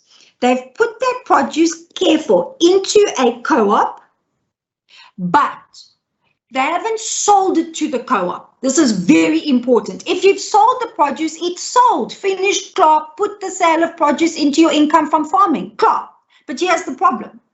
This co-op is merely almost acting as an agent for the farmer. The co-op is going to do certain things. They will then sell that produce on behalf of the farmer, and the farmer will then be paid depending on whatever the arrangement is. So I harvest grapes. I take them to a co-op. They're smashed up with everybody else's grapes that's using the co-op, and they're turned into wine. When that wine is sold, I will get a percentage back of those sales depending on how many tonnage or the tonnage of grapes I put into the co-op. So what I want you to be careful, you are anything that is produce that's sitting in a co-op, the farmer has not sold that produce. They've put it into the co-op to sell on their behalf. So at the end of the year of assessment, what's the problem? Well, this produce is not sitting on the farmer's farm, am I right? It is sitting in the co-op. It's not yet disposed of by the co-op on behalf of the farmer. So this is what I need you to be very careful of. There was a very important decision passed by, and sadly enough, the Supreme Court of Appeal, which remember is your highest court, just below the Constitutional Court. We're going to see a couple of people going there soon. So ladies and gents, here's the deal. In this Avenant decision, a very important concept was confirmed by the highest court, by the Constitutional Court, and they said this: if it gets to the end of a tax year and a farmer has produce sitting in a co-op, the co-op is acting on behalf of the farmer. This produce wasn't sold to the co-op. That produce sitting in the co-op must be valued by the farmer as closing stock and put into their income from farming. So what happened in this decision that created this precedent, this rule now, was this farmer literally harvested grapes, gave them to a co-op, grapes smushed up with everybody else's grapes, busy turning into wine, but not yet sold. The farmer said, well, I don't have these grapes anymore, but they also are in a form where they're busy being turned into wine. So I haven't got something to sell right now either. And the court said, you've harvested that produce, you haven't sold it. You've got to value what's sitting in the co-op. And they literally came out with a measure of how it was valued, depending and determined by how many grapes were put in, what liters were created from those smushed up grapes, blah, blah, blah. But the farmer had to value those grapes sitting in the co-op and put them into closing stock. And because he hadn't done that for 3 years in a row, SARS went back, revised his assessments for those 3 years, added these amounts of closing stock, And now he's in for all sorts of taxes, penalties, and interest because he underdeclared his income. So what I want you to do is produce that's harvested very obvious? Yes. Work out its value, lower, average cost of production, or market value. You haven't yet disposed of it, put it into closing stock. Don't only look at what you've got on hand. Is there anything sitting in a co-op on behalf of the farmer which hasn't yet been sold? You've got to find a value for that and put it into closing stock. So please just remember that. Then, of course, one of the last things we want to just start understanding, and this is where we have some good news, which becomes very, very bad news, is what if your stock, what if your trading stock is livestock? Okay, so there's good news in the beginning, right? So for livestock, let's come and have a look at what we see on page number 8. Page number 8. Okay. Now, if you look with me on page 8, you're going to see a whole lot of what you guys know very well are called standard values. Standard values. And here's the deal. If a farmer has as his trading stock livestock, he will have that livestock on hand at the end of a tax year, and he has to put the value of that livestock into closing stock. So we've said already, closing stock is a nuisance because it pushes up your income for that year, slowly, and it becomes the cost at which you carry that stock in the following year. Now, not farmers can, they must. When they hold livestock and they want to value the livestock because it's on hand at the end of the year as an amount for closing stock, a farmer must use what the schedule gives us as standard values. So if, for example, at the end of the year of assessment, you have a bull as livestock, you will give the bull a value of 50 Rand and put that value in as closing stock. If you've got, for example, a cow, 40 Rand becomes the value of the cow for closing stock. And so you go down the list. If a farmer doesn't want to use these standard values, the only choice he has is to use an amount 20% higher or lower than these standard values. So you're in these standard values. Careful. If an animal is not here on the list, then it is given a standard value of nil. And very common examples are where we run a game farm, and livestock on the game farm are part of our closing stock. Our springbok, our impalas, our buffaloes, lions, cheetahs, etc. They are not on the list. They are our livestock. And when we value them for closing stock, we must use the standard value. They are not on the list, so they are given a standard value of nil. So ladies and gents, what we need to be careful of, and we'll see this coming up on page number 10, 11, is when it comes to our livestock and standard values. So you've got the stock on hand at the end of the year. You've got to go and find its standard value on the list, and you use that number for closing stock. So what's the good news? Well, the good news is the value that's going into your closing stock that's going to be income from farming is very low. Look at the value of that bull, $50 compared to what its market value would be. So ladies and gents, or even what its cost was. So a standard value, and if you're a game farmer and you've got livestock, impalas, buffaloes, all that, elephants, if you've got that livestock at the end of the year, they're not on the list, they get a standard value of nil. There's a closing stock add back, inclusion to income of nil. Yahoo! That's the beginning of the story. Now, please, I also need you to be careful with livestock. Ladies and gents, if you've got a dairy herd, for example, there, the dairy herd will produce milk. Those cows are still livestock. If you are breeding horse races or horses for horse racing, if you are breeding horses for horse racing, clearly you're going to have mares which you breed those horses from. those mares are still livestock, okay? So I want you to be aware that animals, whatever you use them for, unless it's private use, like your child runs around on the horse and it's used for nothing else ever, those animals are livestock for farming purposes. At the end of the year, we've got them. We give them a standard value. It's on the list. If it's not on the list, it's nil. And that goes into closing stock. But now, we need to start putting some thoughts together. And don't worry if you are nearly at your end. We've got another 5 minutes to go until we take our break. And anyone who knows me knows we go by time. So I'm going to use this 5 minutes wisely. Okay. So ladies and gents, now what we're going to do is we're going to think about this consequence. Okay. So I'm going to do the example, and if you don't mind, if you know me, my numbers aren't good. Let's take our bull as an example for our standard value of 50 Rand. Okay. So let's imagine at the end of the year of assessment, for each bull that I have, I'm going to see what livestock I have on hand. So I haven't disposed of it.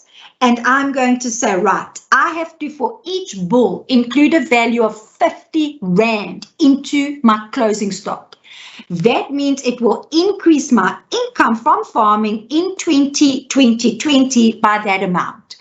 If I was a game farmer and this is an impala or a buffalo, etc., then I would include a value of nil closing stock. Why? Because that animal livestock I use for the game farming is not on the list. Okay.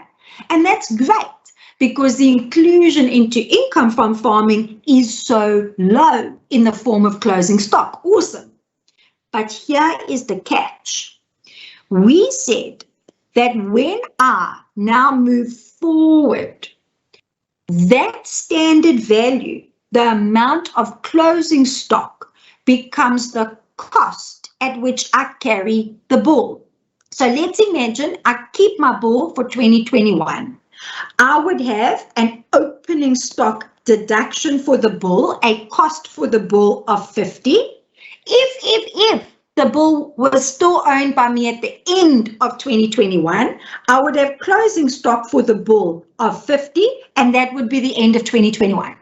Now let's go to 2022. Still got the bull. So I start with a cost of the bull of 50. But now in 2022, I sell the bull. I dispose of it.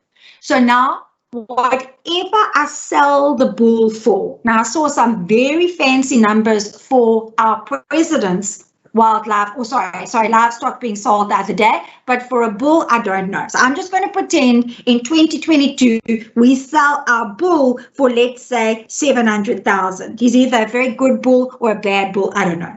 So we would put 700,000 into our income from farming, sale of livestock, but the cost that I can take off the 700,000 that I sold the bull for is only the cost at which I'm carrying the bull.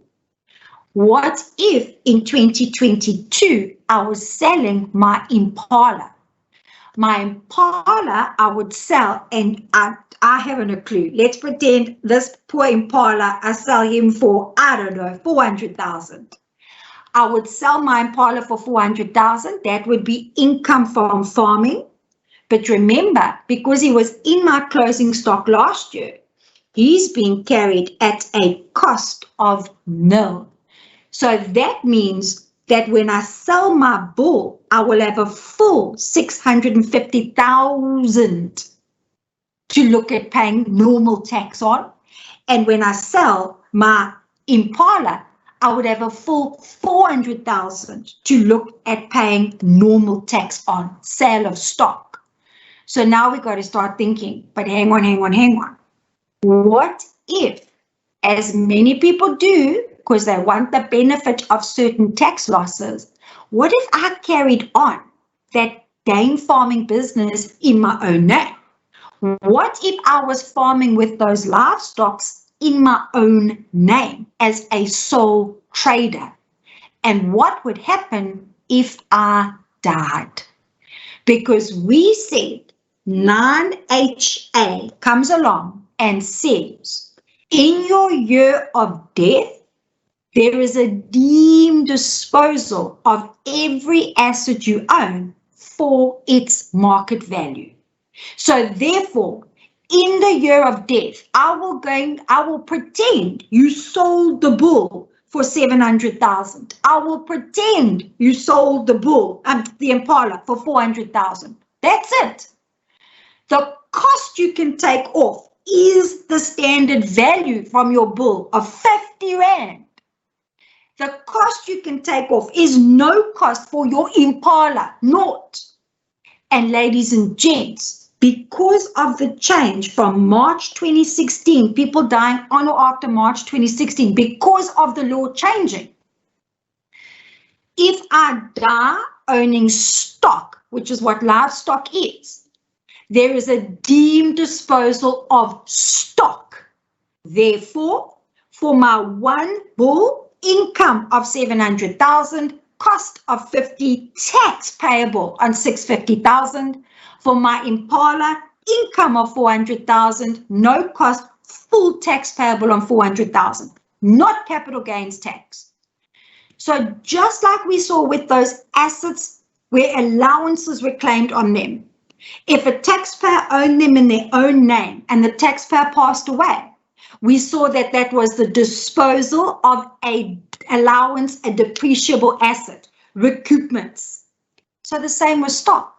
If I die owning livestock in my own name, there is a deemed disposal. I will put what I get for that as the market value of the livestock. The cost I can take off is last year, if it's from last year, the teeny tiny standard value, and the balance is a fully taxable amount, like from selling stock. So what I want us to start understanding is that not only are there consequences on the normal sale of livestock for a trust, a company, or an individual who's farming with livestock, but if an individual farms with livestock in their own name, ladies and gents, there are consequences of the deemed disposal. Now we're going to pull all this together again when we chat about this towards the end of our session today. But for now, let's take our break. Please, ladies and gents, listen carefully. I know you're about to pass out, but listen carefully. Do not log off from this presentation during this break. You will lose your CPD if you require them if you do. So just keep the camera, keep your connection going, etc. Don't log off during the break. And we will start again at 11 o'clock sharp. So please go and grab a cup of coffee. Still a bit early for a drink, but I know we've had some bad news. So please take a break and we'll start again at 11. Do not terminate your connection, please, to the presentation.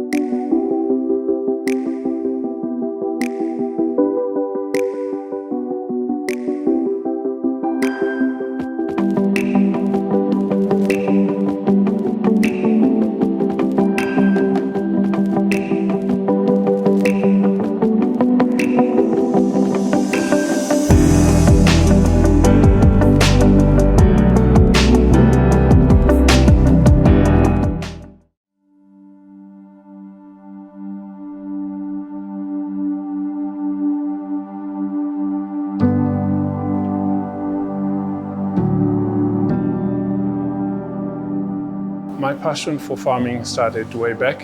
I was in a boarding school. We used to wash pigs. We did agricultural science.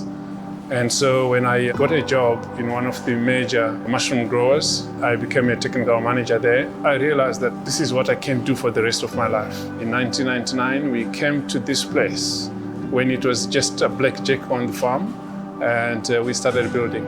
Workers, employees, we are here together every single day, and I cannot do it by myself. I value them, and that's why we have an employee trust that owns 35% of the business. We share in profits in those ratios. We also live in a community, and we contribute as much as we can. We have spent compost, which we encourage for community gardens, especially for the youth. We also offer employment. We have 150 permanent jobs. We contribute significantly to our church, which also in turn touch the community. So we are all rounded in terms of how we approach and how we look at things. We don't do it alone, we'll do it with them. I think we all have down moments. We have times when things are really, really difficult. I knocked for 3.5 years. I knocked each and every bank. But ABSA believed in my story. They walk with me. They come to the farm. They ask, Peter, what's your future? What are you planning for? So I talk to them as friends. That's how important they see us to be. Even though I am so small, they see value in coming to visit us, which is very important, which makes it a bank that I would work with for the rest of the life coming.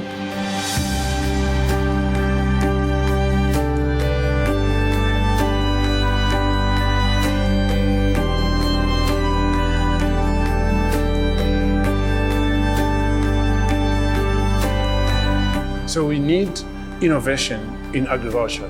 We need young people to be involved, but I think we have a resource that could be improved, that still have a lot to be improved on.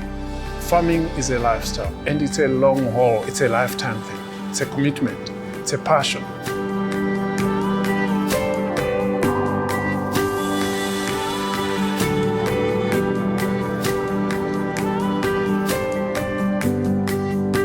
If it were not for ABSA, I would have not been standing here, I would have not been where I am today. Thank you to ABSA for listening to my story, for believing in me and walking the road with me.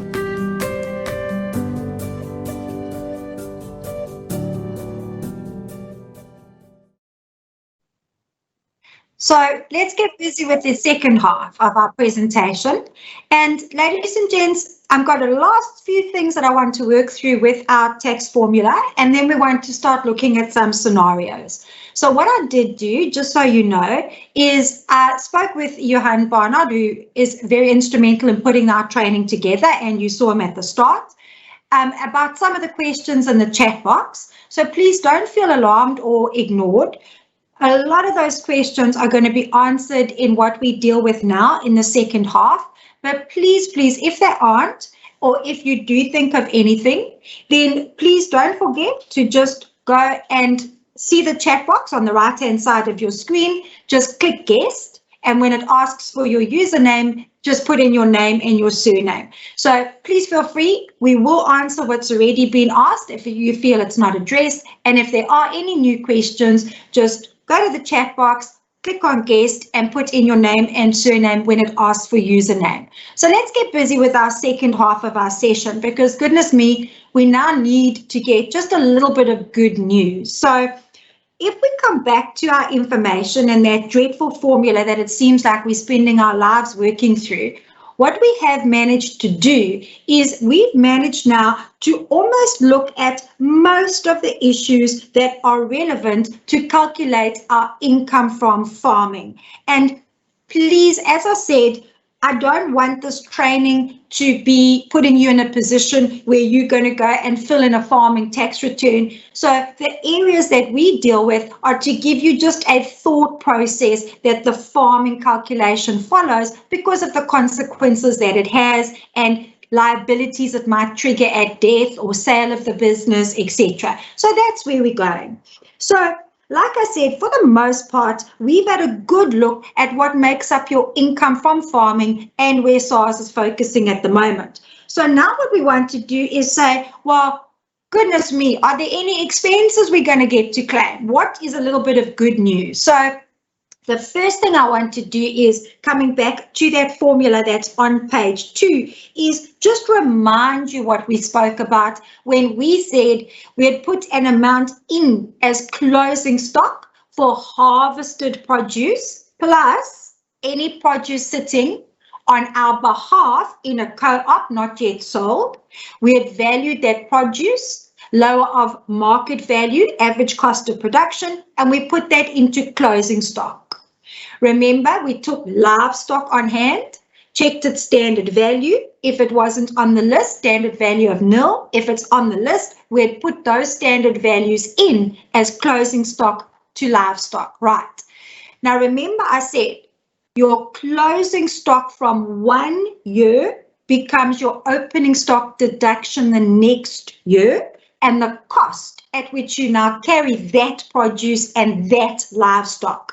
So, of course, the very first thing we see when we look at our expenses is the deduction for opening stock. So these deductions would be the closing stock amounts from the previous tax year. So if we pretended we were looking at a calculation now for the 2021 tax year, this would have been the closing stock figure that we would have seen in 2020. So that is the number we would have carried forward. So ladies and gents, like we said, this acts as a deduction because it's the cost at which you now carry this produce from last year, the livestock from last year. That's where we are. Now, like I said, I don't want to go into it for your purposes at all or for the purposes of today, but all I just want you to be aware of is when you are farming with livestock and you purchase new livestock. Ladies and gents, we love buying stock because there's a big fat tax deduction for the cost of the stock. So when I go and I buy livestock, I have the expense of that stock. Just be aware that for farming purposes, there is sometimes a limitation of the amount of the expense you can claim in any given year when you acquire livestock, but what you can't claim, you carry forward. So I just need that in the back of your mind. I don't want to go into it in this session. I think we've got other things to follow up on. So ladies and gents, what we need to do is say, okay, what about our general expenses? So now order becomes important. I haven't put this little formula together just by sucking my thumb. The order is important. So what I want you to do now is imagine how you claim your deductions of your expenses.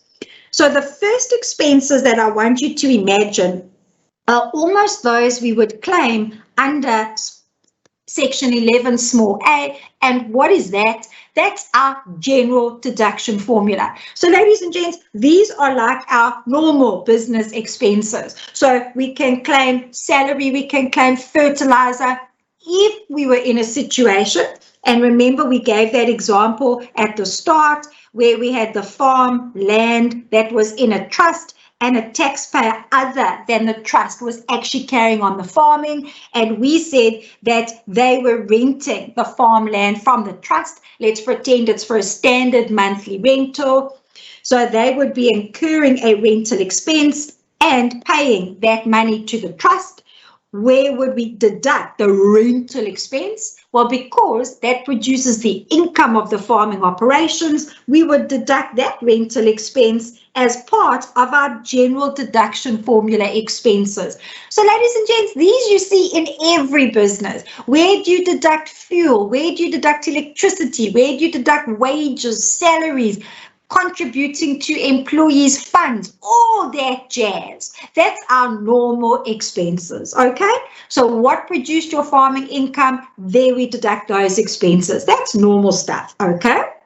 Then we said on certain farming assets, we claim normal tax allowances. And we spoke a little bit earlier about Section 12B and Section 11E. These are our capital allowances. So all I want to do is just take a brief moment to just go and catch up with some of those in our notes, just so you know where they are, and we've just highlighted certain things. So the first thing that we want to do is we want to jump all the way forward to page number 47. If you don't have the notes in front of you, like I've said a few times, please don't worry, it's here on the screen. But let's have a look at page number 47. And what we want to say is, okay, one of the big allowances that we claim, careful, for movable farming assets, farming equipment, vehicles, crop sprayers, all that type of stuff, harvesting equipment, all of that type of stuff. If I've got farming movable equipment or machinery, the big place I want to try and claim that is Section 12B. And 12B is fantastic. We take the cost of the asset and we write it off 50% year 1, 30% year 2, 20% year 3. And the beautiful thing about 12B is it is not apportioned at all. So you buy a brand new vehicle for your farming, you buy that right at the end of 2021.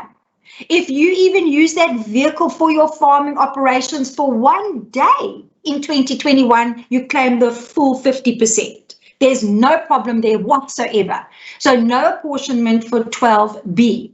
But one thing I want to point out to you under 12B is there is one little asset that you don't claim at 50, 30, 20. You can write off 100% of the cost on. So this, as I said, is set out in your notes for you on page number 47. But ladies and gents, here we go. If you look at a photovoltaic solar panel, and this is a solar panel that doesn't produce more than 1 megawatt of power. So you've often seen them, and if you're driving along, they are those relatively small silver panels that you often see on roofs. But we see these silver panels being put next to controlling traffic lights. Some farmers use solar panels now because they put various mechanisms in at their feed troughs in order to see the level of food and water in the feed troughs. And they've got these little solar panels that power the electricity to those various devices, all sorts of things. So if you are using any of these photovoltaic panels, but they make less than 1 megawatt of power, you can write the cost off of those, provided they are used in your farming operations at 100%. And ladies and gents, that actually applies to anybody using these smaller solar panels for trade purposes. If you are using panels, as many farmers do now, producing electricity that's used in your farming operations, then you can, if your panels are bigger than making 1 megawatt of power, then you're back to writing those off at 50% year 1, 30% year 2, 20% year 3. But fantastic allowances. Now, remember I said to you, there are some assets which we don't have a cost of. And remember, when we use cost like this for tax, we're not being a sulky teenager that you want to slap unconscious. We're saying cost by definition. Because in order for me to write off anything under 12B, remember it's movable farming equipment. So that means it's not buildings or anything like that. Movable farming equipment, I need a cost. But sometimes I don't have a cost. Why not? Well, we've already spoken of one area. If, for example, the government gives you that piece of equipment, that vehicle, etc., as a grant or subsidy, you've had to take the market value and put that into income from farming because it didn't come from one of those nice tax-free people in the 11th schedule. But now what do? There's no cost. But ladies and gents, that's not the only time. Many times people inherit farming assets.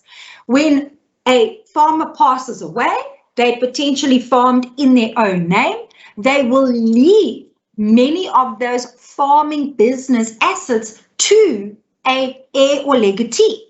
So what happens if I inherit farming assets? A trust can also inherit a farming asset if the farming business assets are left to the trust, for example. So what now? If I inherit an asset, I've got no cost. So what I do want to do is I just want you to be aware that if you ever need it, we're going to jump back to page 45. And what you will see on page 45 is at the very top, the heading 11E, wear and tear. And what happens now is the section allows us to write off the value of an asset. So that will be the market value of the asset that you inherit, that you're now going to use in your farming trade purposes. Or, like I said, it'll be the market value of that asset you got as a government subsidy that wasn't tax-free. That value, the market value, when you bring that asset into use for trade purposes, that value is what you want to keep a good record of, because that is what we will claim our 11E, wear and tear, what we call depreciation for tax allowance on. And ladies and gents, there, what we will do is we will just use a write-off period given to us by the commissioner. We've got various interpretation notes that we use for that, etc. But what I want you to understand is we've almost got, it's not as nice an allowance, many cases, as 12B would be, but it does give us the opportunity to write off inherited farm assets, movable, or ones that we got, example, by way of a subsidy, etc. So just remember 11E is there. Now, one of the ones that I do get asked about a fair amount, and what I want to do is just jump to it straight away, and this is going to be on page 49, because again, this comes out of a change to the legislation. Okay. In the old days, many years ago now, we incurred, well, let's just say, we still incur expenses putting up housing for farm employees. We still incur the expenses, right? But many, many years ago, those expenses were available to be made part of the beautiful CapEx expenses that we're going to look at in a second under paragraph 12, those gold mine ones, okay? So ladies and gents, here's the deal. If I now incur an expense putting up housing for my farm employees, what do I do?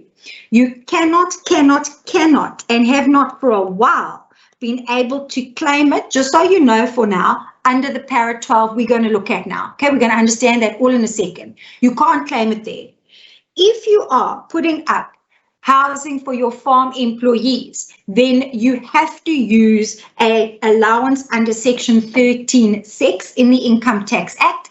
And this is a housing allowance available to anybody who builds residential accommodation, careful, and they then use that residential accommodation to house employees or to earn rental from. So this 13(6) allowance is where farmers go when they build housing for farm employees, because why? They're going to use that housing to house their farm employees, sometimes for a minimum rental, sometimes not. But ladies and gents, here's the deal. You have to have residential units that are brand spanking new. So you have built them yourself or you've paid a developer to build them. Those are the expenses we're going to look to deduct. They must either house your employees or be rented out for trade purposes. So we'll assume ours are going to house the farming employees. And here is the deal. You can only start claiming the allowance when 5 or more of the residential units are occupied as required, in our example, by farm employees. Now, a residential unit can be one of two things. It can be a standalone unit, or it can be a unit in a block of units. But they must be self-contained. So what I mean by that is each unit must have its own ablution facilities, must have its own toilet and washing place inside the unit, and its own cooking facilities, for example. So you can't, for example, go and build some sort of, and I hesitate to use the word compound, but almost some sort of lodge facility whereby there's a joint kitchen that everyone uses and there's a joint ablution block that everyone uses. That won't qualify for this allowance. Residential units are where each unit is self-contained, has its own loo, has its own cooking facilities and sleeping facilities. But ladies and gents, to even start claiming the allowance, I need at least 5 occupied by employees, and depending on the value of the unit, the allowance we can claim starts at 5%. If the units fall into the definition of low-cost residential units, then you get another 5%, so you can claim altogether 10% per year. And a low-cost residential unit is, if it is a flat in a block of flats, so to speak, then your total cost of building, constructing that unit can't be more than 350,000. That's extremely low. And if it's a standalone unit, your cost of constructing it can't be more than 300,000. So when they say low cost, they're not joking. So ladies and gents, again, all I want you to do is understand that previously, building accommodation for farm employees, we used to get the deduction under the very nice Para 12 expenses we're going to look at, but no longer, and not for a long time. Now you have to use Section 13(6). Slowly though. Let's think it through. If I have been claiming 12B on some of my farm assets and equipment, if I didn't have a cost and I've been writing those off under wear and tear, 11E, if I built farm worker residential units and I've been writing them off under 13(6), all of these become what we for tax have been calling depreciable or allowance assets. And what is the deal? When there's a disposal of those assets, depending on how much you get, as we looked at, you might have to recoup some of these allowances you've claimed, put the amount into income from farming, like we did in our example before the break. And ladies and gents, just to be aware, if these assets are worth a lot at their date of disposal, then not only might you have to add back all the allowances you claimed on them, recoup income from farming, tax on that, but there may also be some left over to make a taxable capital gain, just to put it in mind. So I always try and say to people, try and remember the good and the bad of capital allowances, and these are our 3 big ones for a farming. And remember, of course, that disposal of these assets, actual disposal, selling the asset, trust, company, individual, but also the deemed disposal, if the individual owns these in their own name, should they pass away. So always just to keep these things on track.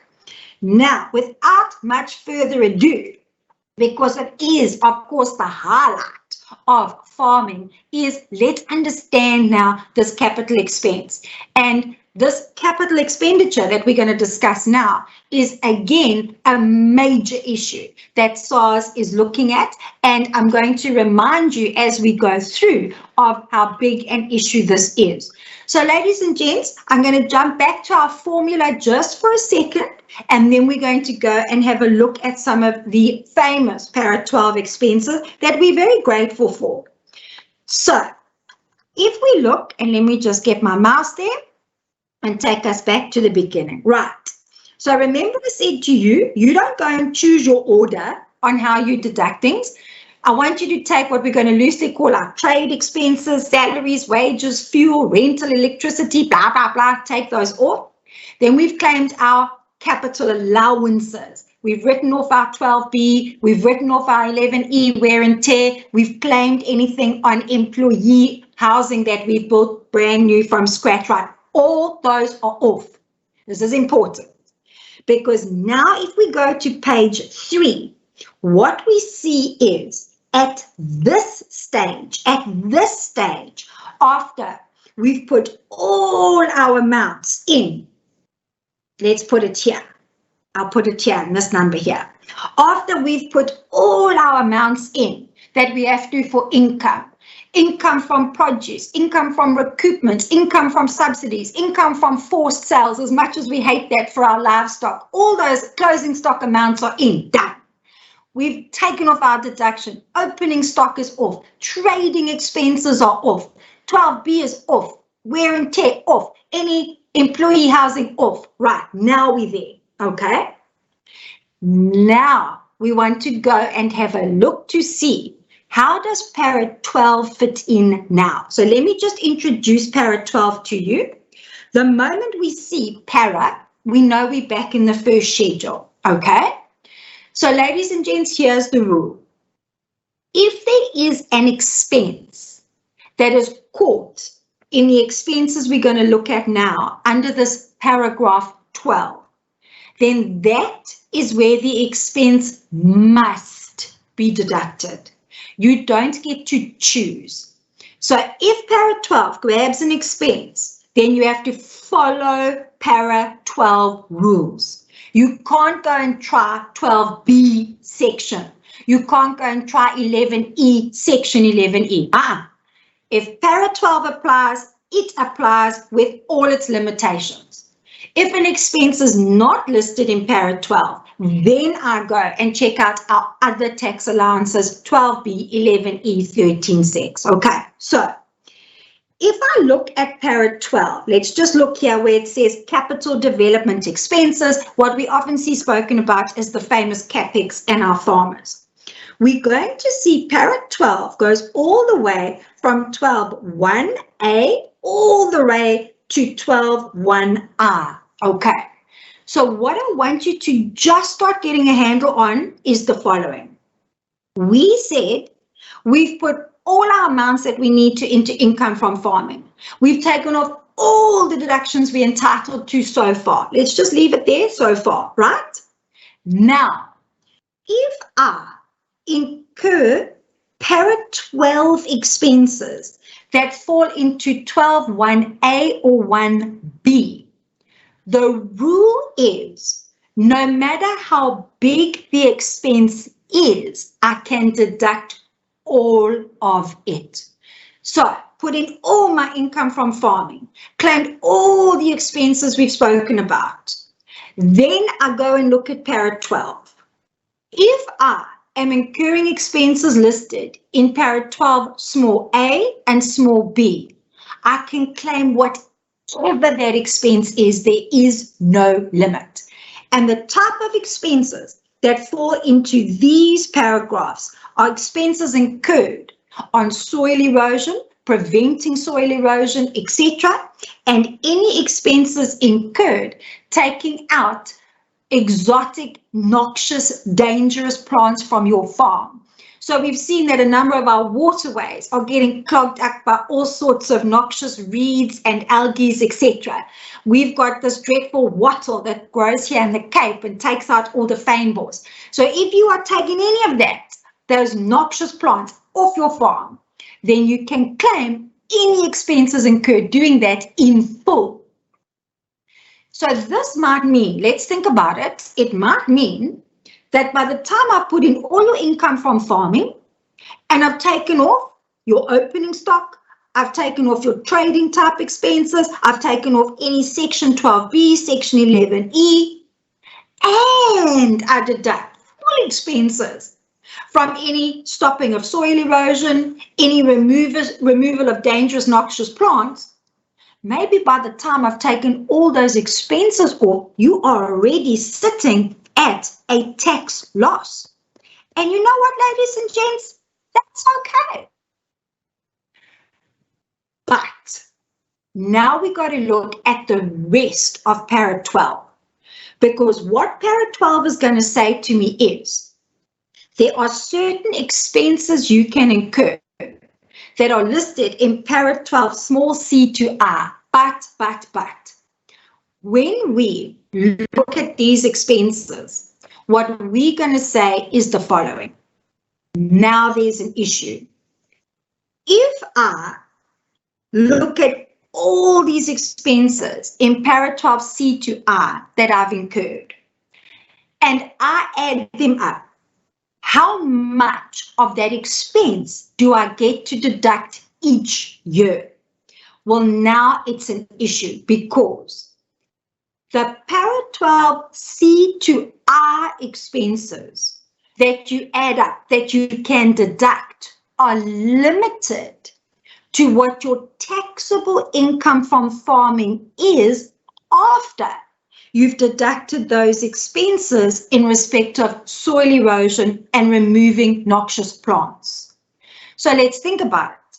If I said to you that after putting in all your income, taking off all your expenses, plus soil erosion, plus noxious plant removal, you were already in a tax loss, then how much of your capital expenses that you had found in C2R under para 12 could you deduct this year? Answer, nothing.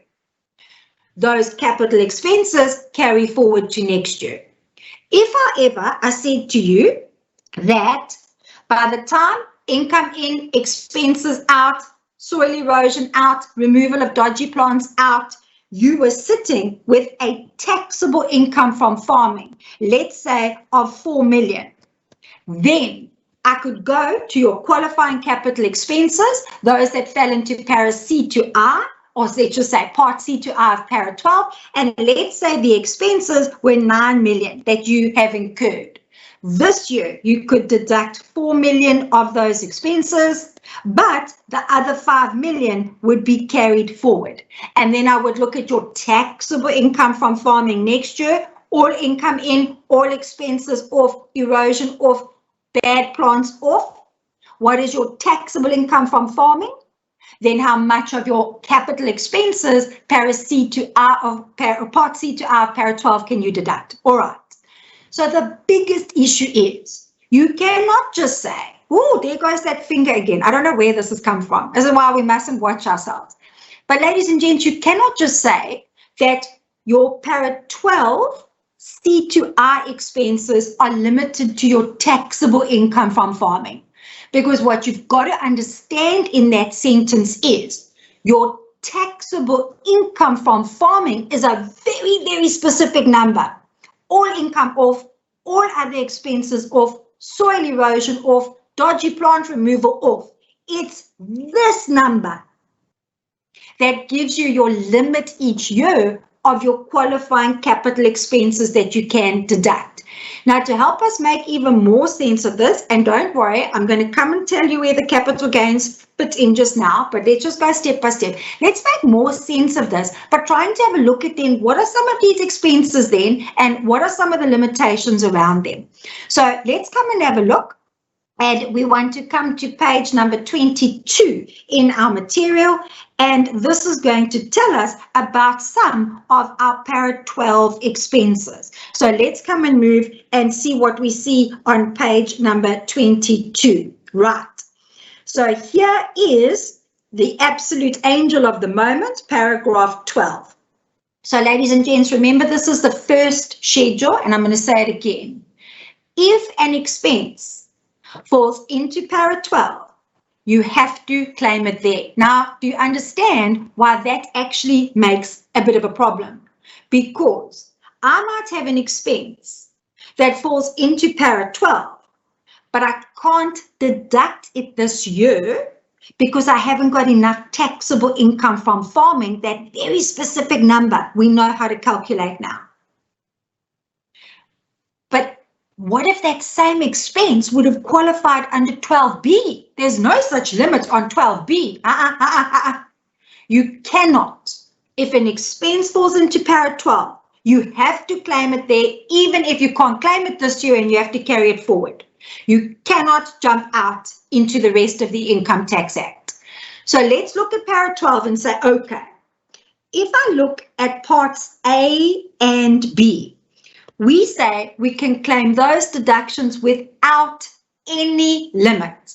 So ladies and gents, a common way of saying that is if you had incurred big soil erosion expenses, prevention of soil erosion, if you had incurred big expenses removing some of that dodgy plant life from your farm, Even if those expenses would push you into a tax loss for this year, you still claim them in full.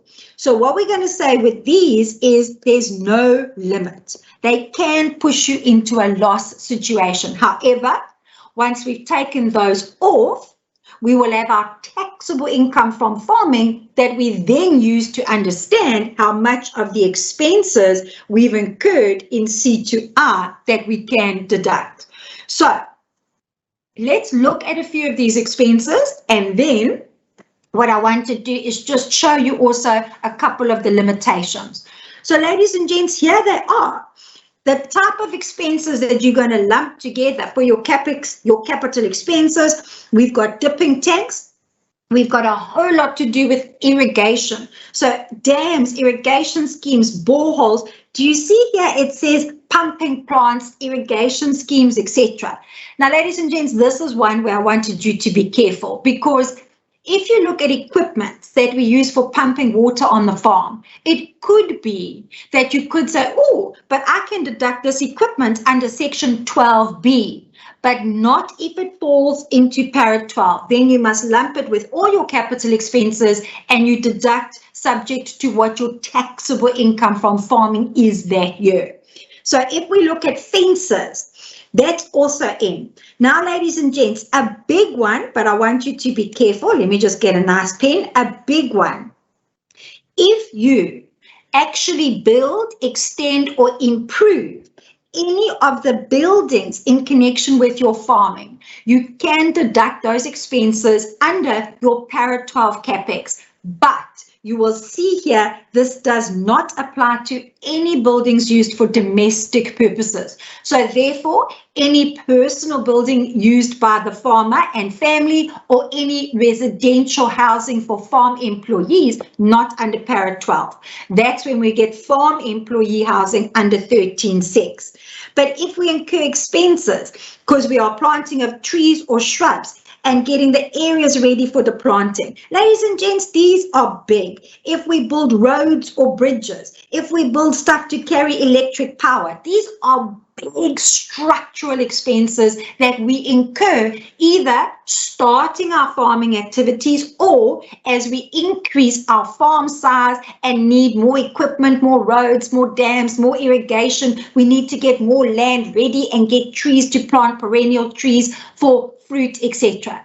So ladies and gents, these expenses are big structural expenses when it comes to farming. So what we say is these capital expenses are often very big, but the limitation, of course, let's think about it. If a lot of this is done as I start a particular farming business, it'll be a while till that farming business starts making income from farming. Therefore, I won't have much taxable income from farming, and I will have to carry a lot of this capital expense forward and forward and forward until such time as I start making taxable income from farming and can then deduct those expenses. The other thing I want you to be careful of is the following. Ladies and gents, do you look at these words here? The erection of the buildings of the roads, the carrying of electric power, the planting of the trees, etc. This is a very important issue with those para 12 expenses. So this is where also I wanted you to be so careful about which taxpayer is conducting the farming operations, because para 12 is strict. If you are farming as an individual, if you are farming in the company, we said sometimes the land is put in a trust and we rent the land from the trust, but the farming is in the hands of the company. The farming might be in the hands of the individual. Okay, now here's the important thing. Only the taxpayer conducting the farming operations can access para 12. They must show, one, that taxpayer, the company or the individual, incurred the expenses, they built the roads, they built the dams, they got the part of the plant ready, part of the farm ready for planting, they laid the irrigation, and they are conducting the farming operations. So if, for example, these expenses were actually being incurred in our trust, which only owns the farmland that it's renting out, and that rental income is set every month, it's not even income from farming, then none of these expenses would be deductible under Para 12, because it must be the taxpayer who conducts the farming operations who actively incurs the expenses. They erect the sheds and the storage houses, etc. They build the roads, they get the farm ready for farming, etc. It's very, very important. Now, what we've also got to say to ourselves is, let's just come and have a look back at the bottom of our page when we look at this page 22. What we also want to say is, when I look at these expenses, and this is Para C to R, like we said, a lot of these expenses cannot be claimed immediately because we haven't got enough of that taxable income from farming. And if we're still busy setting up our farm, we're still getting going, we're only going to make that taxable income from farming in a while. So ladies and gents, documentation and the correct storing of documentation becomes essential, because you might capture these capital expenses in 2020, but you might only have the taxable income to start really deducting them in 2026, 2027.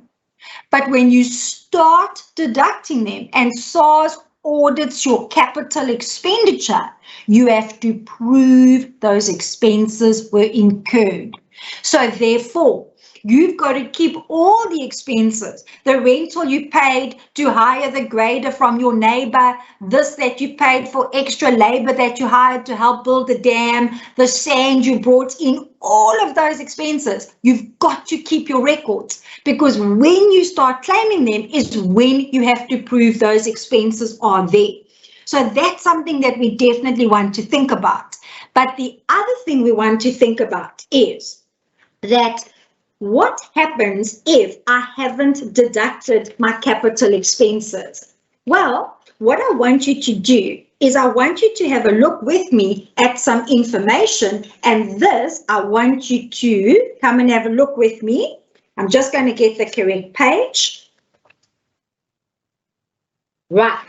I want you to come and have a look with me at the very bottom of page number 28. Just for those of you who are following with me, at the bottom of page 28, right? Because if we have a look right at the bottom of page 28, we're going to see a further reference to this development expenditure, what we are now calling our Para 12, careful, Para C to R CapEx expenses. Now, when we look at these expenses, we said loads can be added in. I mean, where does anybody else just get to write off the full cost of building a shed, building a garage to store the farm vehicles, building a storage facility? When do you just get to write off the full cost of a dam? There's nowhere that you can do that when you're building roads, getting big parts of the farm ready for planting when it's perennial type fruit trees, etc. So ladies and gents, nowhere. So therefore, it's a very strict process for tax purposes. We said to capture and keep a record of these expenses, this big capex, right? But now you see, here's the problem. I want you to imagine that this is right at the bottom of page 28. What happens now if I, for example, have, let's say, a balance of, let's say, 4.5 million, seem to be liking the number of 4 million today. Let's say we have a 4.5 million balance of capital expenditure we're carrying forward, Para 12C to I expenses. I've got all my records. I just haven't been able to deduct it because I haven't had the necessary taxable income from farming. But now, ladies and gents, what happens is I cease farming. So how can I cease farming? Well, I can cease farming because I literally dispose of the farming business, or I can cease farming if I farmed in my own name as an individual and I pass away. So here is the issue.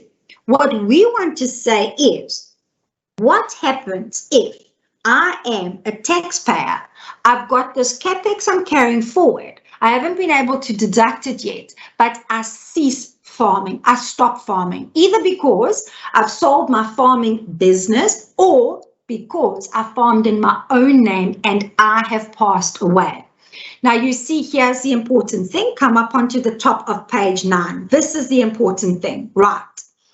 If I, at that time that I cease farming, and remember, a trust can cease farming, company can cease farming, individual can cease farming. But if the time we cease farming happens, what we want to say is, at that time, does this taxpayer own the immovable property on which the farming operations were conducted? Because if the taxpayer who is ceasing their farming operations owns the immovable property on which the farming operations were conducted, then this capex that I haven't been able to deduct will be added to the base cost of that farm land. So you see, here becomes the problem, because if we go back to our example of a structure, we said the farm land on which the farming is conducted is owned by the trust. But the taxpayer who actually carried on the farming operations and incurred these expenses was maybe either the individual or a company. So it's this taxpayer which is sitting carrying forward this capex that has not been deducted for tax purposes. So if the business is sold out of the company, we stop farming. I now sit with this capex I haven't deducted. Remember, from the sale of the business, there may be taxable income from farming, so I might be able to deduct some of my 4.5 million, but not all. And ladies and gents, if it's an individual, what if they pass away? Yes, because of recoupments and because of sale of livestock and all those things, there might be extra taxable income from farming. Some of this 4.5 million may be used, but the rest falls away. It cannot be added to the base cost of the farm itself, because that farmland, the actual immovable property on which the farming was carried on, is not owned by the individual or the company. It's owned by the trust. So any of this capex that hasn't been able to be deducted against the last taxable income from farming is simply disregarded, is thrown away, is lost, because it can't be added to the base cost of the farm land. If the individual owned the farm, if the company owned the farm, then we could add any capex we've still got left over to the base cost of the farm, and that of course would reduce any capital gain in respect of that disposal. So ladies and gents, what I want you to do is, I think you're going to start getting a feel for me or with me that it's not an easy situation to suddenly say, oh, should I farm as an individual? Should I farm as a company? Should I farm in a trust? What we're starting to understand is that there are a lot of things to consider. And then once we look at each of the options, what are some of the good and bad tax consequences of those options? So that's something we want to think about. Now, while we are sitting in this whole issue of disposing of and stopping farm activities and operations, what do I want us to give some thought to? Well, ladies and gents, one thing that I want us to do is, I want us to actually think about the sale, the disposal of a farming business, farming operations, okay? So this now could be because I house the farming business in a trust. This could be a sole trader, they conducting the farming business and they're disposing of it. Or ladies and gents, the business is in a company. Okay. Now, here's the deal. For tax purposes, believe it or not, you can't sell a business. There's no such thing. Listen again.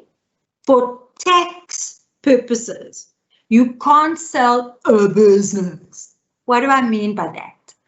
For tax purposes, a business is made up of different parts.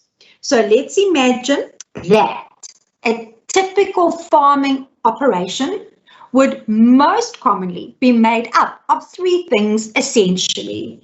Number one would be the farm land, if the farmer owns it. Number two would be movable assets. And number three would be stock. This could be produce and or livestock. Okay? So those are generally the three areas of assets. So if I come to you and I say to you that I'm going to sell you my farming business, and we have this valued, and the accountants come in and they use all those clever tricks that they use, and we say, for example, we are going to put a value on the business, let's say, of 12 million. I know these are small numbers, but my head is small when it comes to numbers. So ladies and gents, here's the deal. I cannot sign a one-paragraph agreement that says sale of business 12 million. You've got to allocate out the purchase price. So I've got to say, right, 6 million of that 12 is coming for the farm land. Now remember, if it's developed farmland, that means it'll be the land, the buildings on the land, the irrigation attached to the land, crops still growing on there, things like that. That's land. Developed or non-developed will also dictate the selling price per hectare of the land. So when we speak about farmland, developed, all your buildings are on, your fences are on, dams are on, all that's in. Underdeveloped would have none of that. So that would dictate price per hectare. Movable assets, I now say, okay, I'm going to put 4 million of the purchase price to movable assets. Hold it. What does this mean? And lastly, before we look at everything, I'm going to tell you the last 2 million, she says, desperately doing the maths in her head, is going to stock. Hold it. Right. Now, if I look at the farm land, now remember, if it's developed, as I said, it will have all the things that attach to the farmland on it, included in the price per hectare. But what is the consequence of selling your farm land? Well, ladies and gents, that is a pure capital gain consequence. So what would happen is very often you would just have the base cost of the farm when you purchased it. And ladies and gents, if you've got at this time any capex that you haven't deducted because you own the farm, you can add it to the base cost of this farm. You would then get proceeds of 6 million, take off the base cost that you get, and you'd have a net capital gain. If you are trading as an individual, we would take 40% of that gain into your taxable income from farming. If you're trading as a company or a trust, we would take 80% of that gain in to your taxable income from farming, okay? But what about these movable assets? Well, hold it. Some of these assets you would have claimed 12B allowances on. Some you would have claimed 11E wear and tear on. Some you might have written off under employee housing. So hold it. This 4 million, you would have to now split between the asset. This amount for the tractor, this amount for the crop spraying, this amount for this amount for that. And depending on what each of those assets was sold for, you would have to work out for each of those assets what recoupment you got to add into your income from farming. And then we're going to look at the allocation of your purchase price to stock. Now, if you have got produce, now remember this would be harvested. Anything still growing will go to the cost of the, to the value of the farmland. If you've got harvested produce, now you've got to say, okay, this is the cost at which I'm carrying my produce. You're going to look at opening stock from last year for some of the produce from last year and any cost from this year. You're going to put an amount you get, part of your, all of your 2 million in as what you get for selling the produce, and you're going to take off the cost. Livestock, you know exactly where we're going here. You're going to put in what you got for your livestock, that part, all or some of the 2 million, and you're going to take off from that the cost of the livestock. And if your livestock wasn't purchased this year, but last year, then you're going to have bought it forward at that teeny tiny standard value. And you're going to have a big sale of stock consequence. So this is where I need you to understand. When we sell a business, for tax purposes, we don't sell a business. We take the purchase price and we allocate it to each part of the business, each asset group, and then sometimes each asset in that group for tax purposes. And then you look at the consequences of every single one of those disposals. So ladies and gents, this is why we got to be very careful how we allocate the selling price of the farm. And then remember also what we've got to say is it's not this big mass that we're selling in terms of our sale agreement. We are selling all these parts. Now, let's come back to where we were, okay? So, ladies and gents, let me just actually jump back to our formula so we can put a lot of this in place, right? So, we said we are now selling our farming business. We've allocated our purchase price. We said whatever we allocate to stock must have the consequence of selling stock. Whatever we allocate to allowance assets, we'll look at each asset to see what we need to recoup, add into income of those allowances.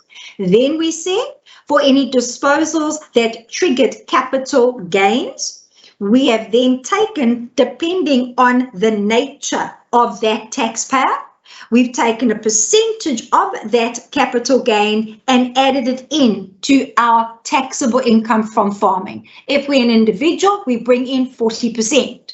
If we're a company or a trust, 80%. So that is where the capital gain becomes a taxable gain and comes into our overall calculation.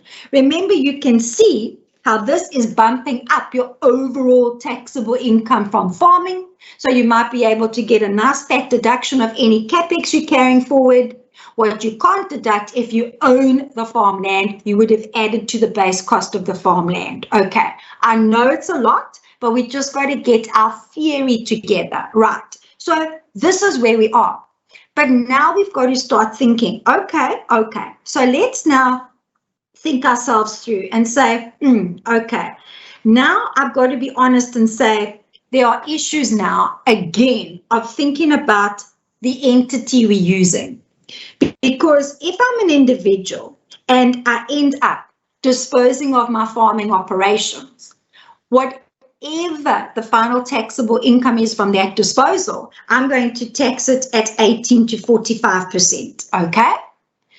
Ladies and gents, if you are farming in a trust, what is the deal? Well, when the trust disposes of the farming operations, we got to think, woo, do I want stuff taxed in the trust? Because a gain in a trust is taxed at a flat 36%, a capital gain. And if I am looking at taxable income overall from farming, which will include that gain, it's a 45% tax, very expensive. But we know for tax purposes, and we will be doing a session on this later this year, you can thank Johan now. For tax purposes, I can sometimes pull amounts out of the trust for tax purposes and rather tax them in the hands of a natural person beneficiary at their lower tax rates. If I am farming in a company, what we must never forget is when I dispose of all the farming stuff and I have that taxable income inclusive of that gain in my company. Yes, at the moment, that's a 28% tax. But now you want to get that after-tax profit from selling the farming business out to a shareholder of the company, usually the trust or an individual. Ladies and gents, that's another 20% dividend tax.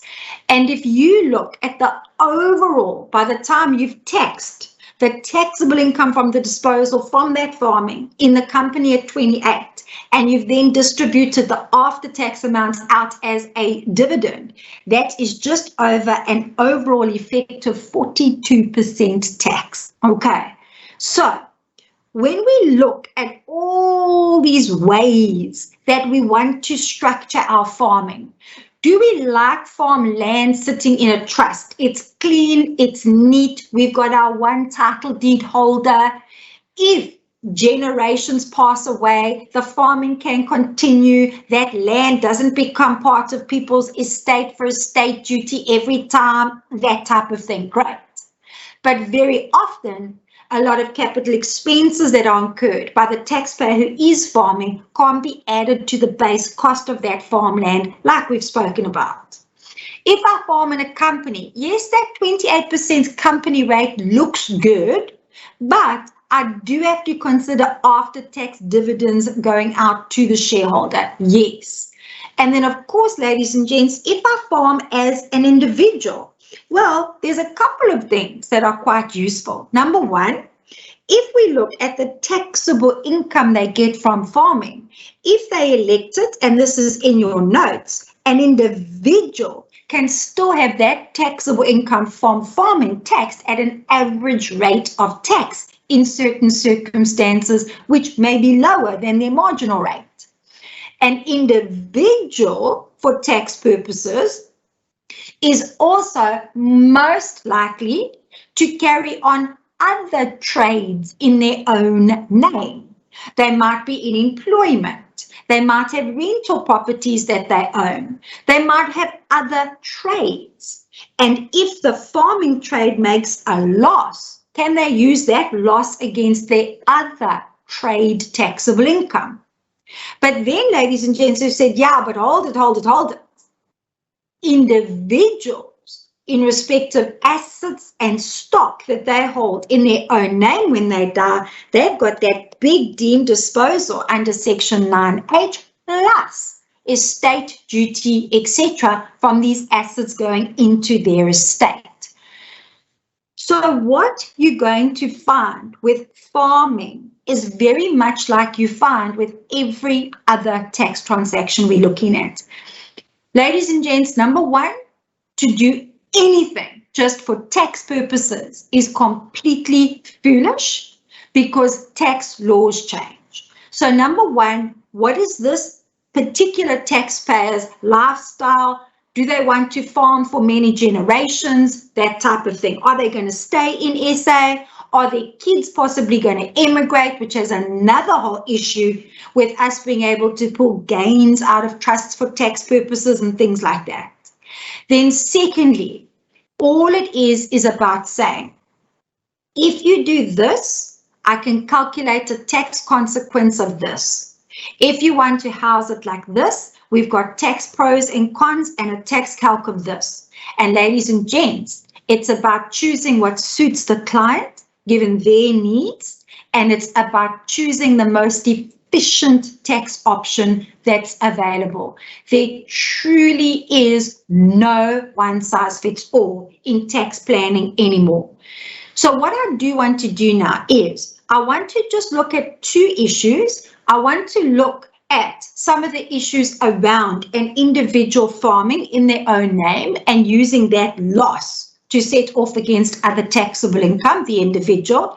And then I do just want us to recap some of these consequences, just put our thoughts together about when an individual passes away in respect of farming in their own name, just for us to get some of our thoughts together in those areas. So ladies and gents, like I said, the big thing I want us to do is I want us to have a look and say, okay, what about a taxpayer farming in their own name and that farming activity making a loss? So what we want to say is, can we use those tax losses to set off against other taxable income? And let's be blunt here. Let's not act like we don't know each other. We know a lot of reasons people have farms, especially game farms, in their own name, is because they like to use the losses from those farms to set off against other taxable income. We know that, and SARS knows that. So let's go and just have a look to see what we want to have a look at in this area. And we're going to go quite far in our notes. In fact, we're going to go almost to the end because, again, I just want us to not be overly frightened and not be overly brave. I find taxpayers battle to find a way in the middle. Some are terrified to do anything, and some are not clever enough to be frightened, and they do everything, right? So ladies and gents, right at the end of our notes, I just want us to get some thoughts together, because we do. Like I said, two of the big areas where people argue about farming as a sole trader in their own name is being able to use that average rate of tax in terms of the rating formula, and if they are running that farming business at a loss, like to set that loss off against their other taxable income and save tax that way. So if we come to our second to large page of our notes, page 75, we're going to see a reference here to section 20, capital A. Now, please, I know we've been through so much this morning, but sometimes if we can grab anything that's absolute, it's worthwhile. So the most important thing I want you to understand is that section 20, capital A, only applies to an individual taxpayer. So if you've got a farming operation housed in a company, and that company also conducts manufacturing, or the company has rental properties, section 20 cap A doesn't apply to a company. Same as with a trust, okay? So in those areas like a trust or a company, if your farming business is running at a loss, you can set that loss off against taxable income from your other trades, okay? This section applies to individuals, and only individuals in the top tax bracket. If you are not in our top tax bracket, which if I remember is now just over 1.6 million, don't quote me on that please, but if you are in our top tax bracket, then 20A applies to you. Ladies and gents, if you are not, the section doesn't apply to you. Take the loss from your farming operations and set it off against your taxable income to your heart's content. However, in trying to see if you are in the top tax bracket for a year, you have to ignore any losses from the year before and trade losses this year. Okay, so what we basically have a look at is the following.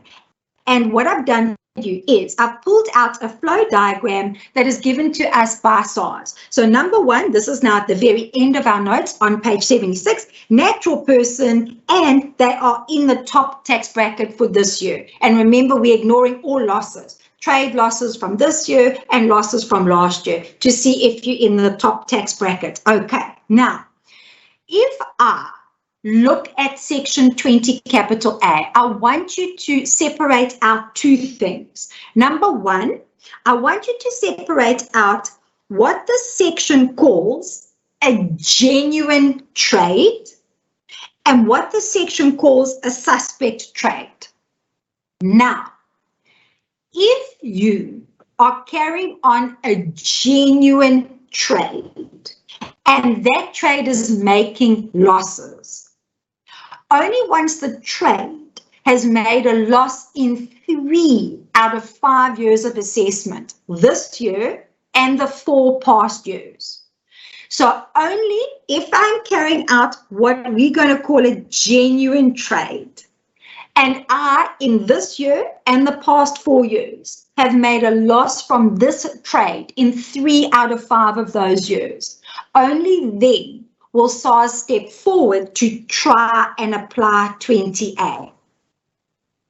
If, however, it's a dodgy trade, suspect trade, then the very first year that trade makes a loss, if you're in the top tax bracket that year, they're going to hit you with 20A. Now, hit you with 20A. Good, genuine trade, 3 out of 5 years. Dodgy trade, first year trade makes a loss, 20A. They're going to hit you with 20A. What does it mean?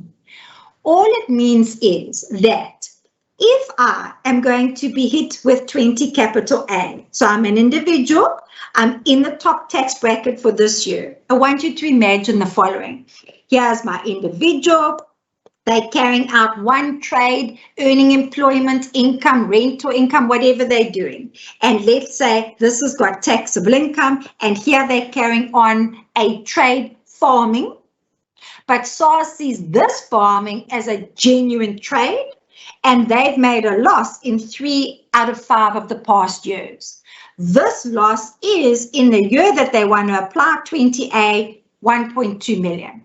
Now, if they are successful in applying 20 capital A, in the top tax bracket, the loss this year is 1.2 million, and SARS can apply 20 capital A to this loss. What does it mean? All it means is that this loss cannot be set off against your other taxable income. It's ring-fenced to the farming trade, and therefore, when in future your farming trade makes taxable income, this loss can eat up the taxable income from your farming trade. This loss just can't be set off against your other taxable income. You don't lose it. It's ring-fenced to that trade. So, how does a farming trade be genuine or dodgy? Here's the deal. Ladies and gents, if your farming trade is carried out on what they call a full-time basis, then it is not seen as a suspect trade. So now be careful with this, okay? So a suspect trade is farming unless you carry on the farming full-time. Now, I'm not joking when I say full-time. Full-time means you farm full-time, not you in town carrying on with your life and there's a farm manager on the farm. That's not full-time. Full-time farming means you are full-time involved in that business, okay? If you are involved full-time, the farming business is a genuine business, we apply the 3 out of 5 year rule. Have you made losses in 3 out of the past 5 years? If you are farming part-time, meaning you've got a manager on the farm, you are not involved 12 hours a day, etc. on that farm, then it's a suspect trade, and the farming activity makes a loss. You in the top bracket that year, boop, they're going to try ring fence the loss straight away. No nice 3 out of 5 year rules. But, ladies and gents, whether it's a part-time farming suspect or whether it's full-time farming not suspect, what is always your defense when SARS wants to apply the limitation stopping you from using the loss and ring fencing it to the farming business? For both, whether you are farming part-time or full-time, for both of those, you must argue to SARS that SARS, I've made losses either immediately this year, part-time, or in 3 out of the past 5 years, full-time, I've made losses, yes. But I can prove to you that within a reasonable time, there is a reasonable prospect of me making taxable income. And reasonable means SARS, look here, I've got employees. This is my business plan. This is what I've built so far on the farm. This is what I'm going to farm with. This is what I've planted. This is the area I've prepared. So I might only be doing it part-time, but SARS, it's a genuine farming thing. We will make a profit within a reasonable time. SARS, I'm farming full-time. Yes, we've made losses, but I'm an olive farmer. Look what we've done. We've planted this, we've got this shed, I've bought this land, blah, blah, blah, blah, blah. So SARS, there's a reasonable prospect that within a reasonable time for this operation, we will make money. And that is your defense against a 20A ring fencing. If you defend a 20A ring fencing, it means that the loss from that farming business can be set off against your other taxable income, reducing your overall taxable income and the tax you're going to pay. So that is 20 cap A, not suicidal. Loss doesn't get ever lost completely. It is merely ring fenced against the farming business if SARS effectively applies 20 capital A. So just to give you some instances, because so many people are, I've made a loss, I can't use it. No. Go and look at 20 capital A and then look at your arguments against SARS. So what we said we wanted to do now is we want to go and just put our thoughts together in respect of a taxpayer who is farming in their own name and has to now consider some of the consequences of the tax should they pass away whilst owning that business in their own name. So ladies and gents, what we want to do is we want to come and have a look, and we're going to go in our material to page 59, and what I've tried to do while we've even been discussing the various issues in and around farming is to try and introduce to you what some of our thoughts are. So what we want to do now is almost put our thinking all together. And I'm actually going to use a little number example I found, and I'm really honest about this. I found it. I am very scared to put numbers examples together myself. But ladies and gents, what we want to do is just look at the consequences of this, because this is still not being understood. So I want us to come to our material, and I want us to have a look at page 59, and I want us now to say, okay, we said that this nasty section that has come about is this section 9HA. And we said already it applies to individuals passing away on or after 1 March 2016. So if your business is in a trust, this can't apply.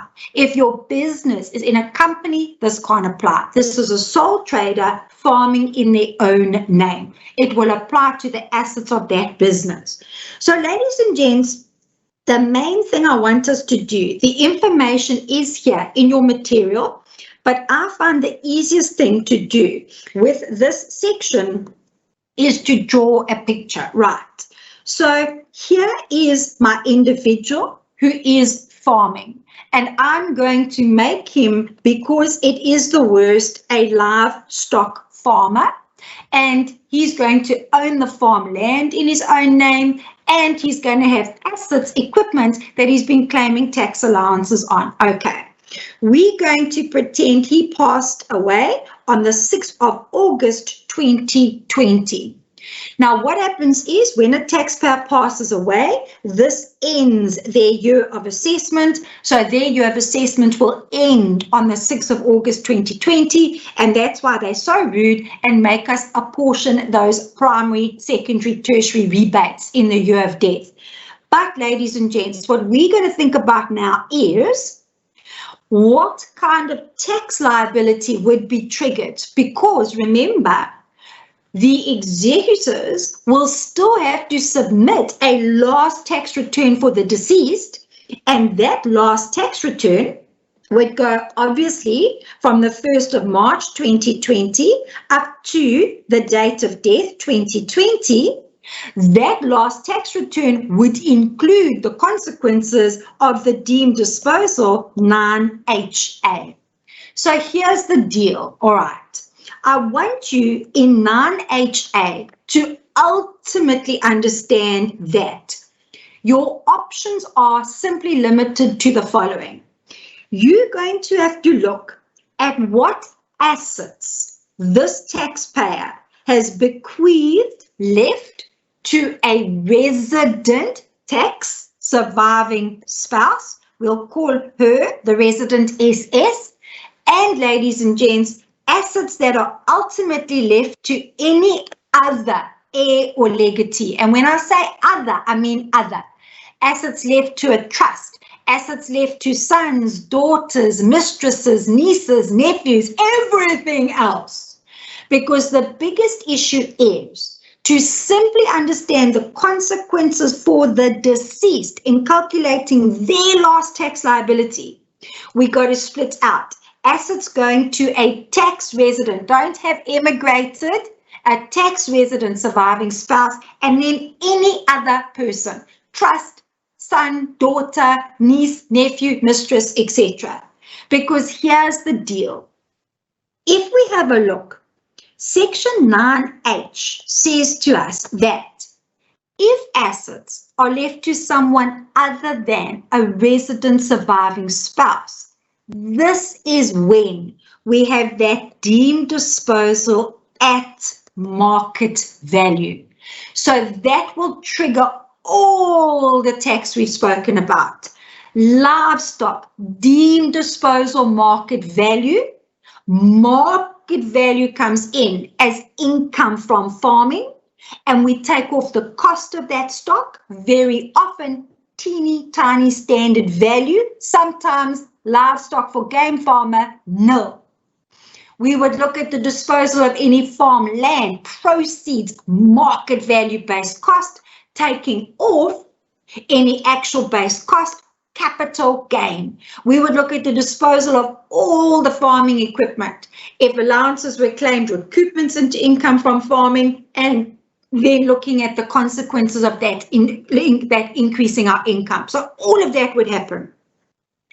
The exception, however, is if assets are left to a surviving tax resident, careful now with everyone leaving, a tax resident surviving spouse, then what happens? Slowly with this, and I'm going to come back to our example of our bull.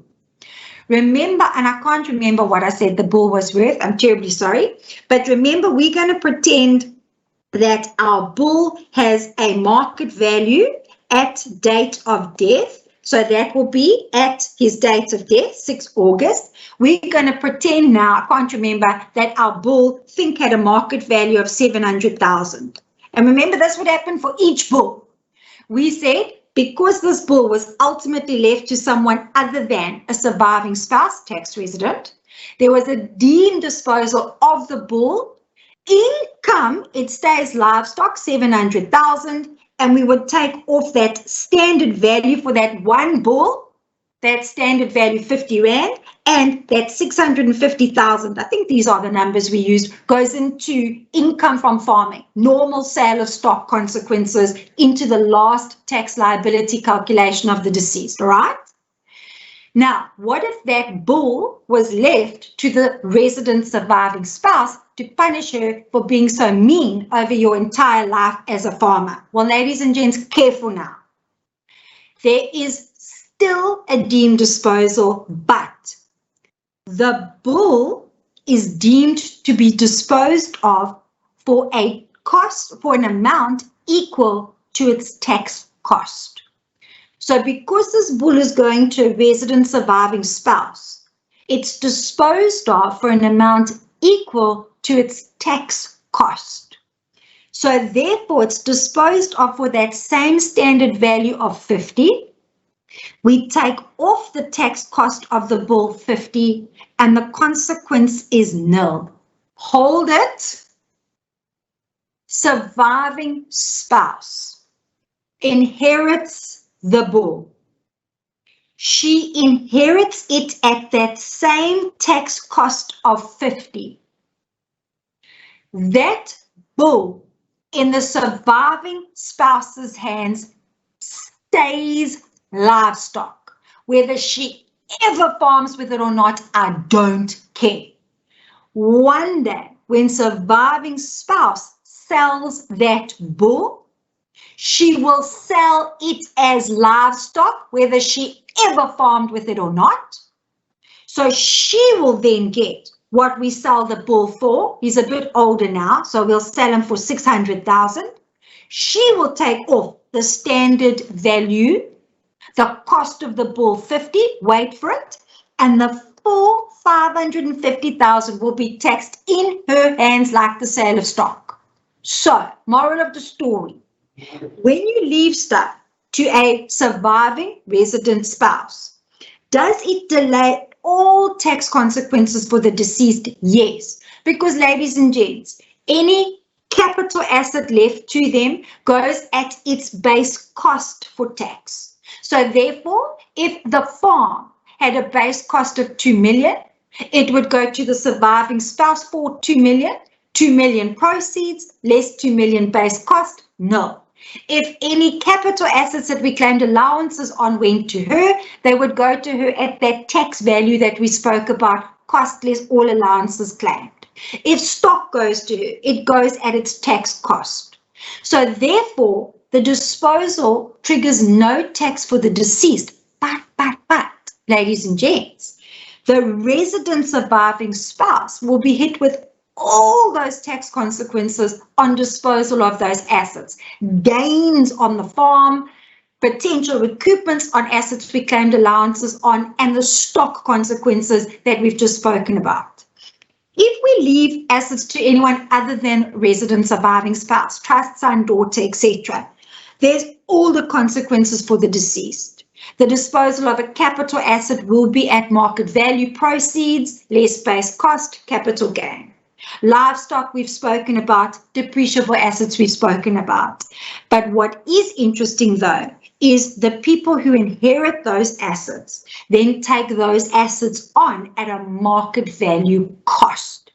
So ladies and gents, when we look at the consequences of 9HA, what I want you to do is imagine if you are dealing with any farmer who is farming as a sole trader, what we want to do is say, listen, if you are not leaving these assets to your surviving spouse, resident, you're going to have a major tax consequence when you die, particularly if you are a livestock farmer.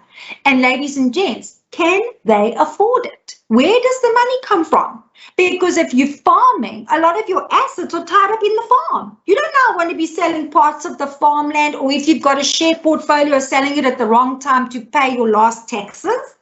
So now you've got to go and speak to someone like Johan Barnard and say, hey, what kind of policy do I have to take out over this farmer so that it pays out at their date of death to cover this tax liability that is going to be triggered? Otherwise, you're going to erode all your assets away paying those taxes.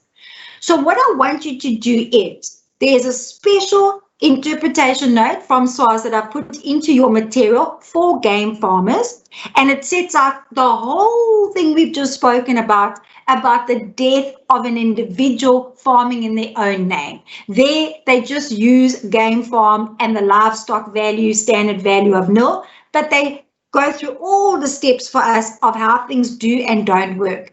But again, what I want you to understand is, and this is where I'm going to take a liberty of finishing off by showing you this calculation. The big confusion in the industry has arisen because the situation, if you died before March 2016, was very different.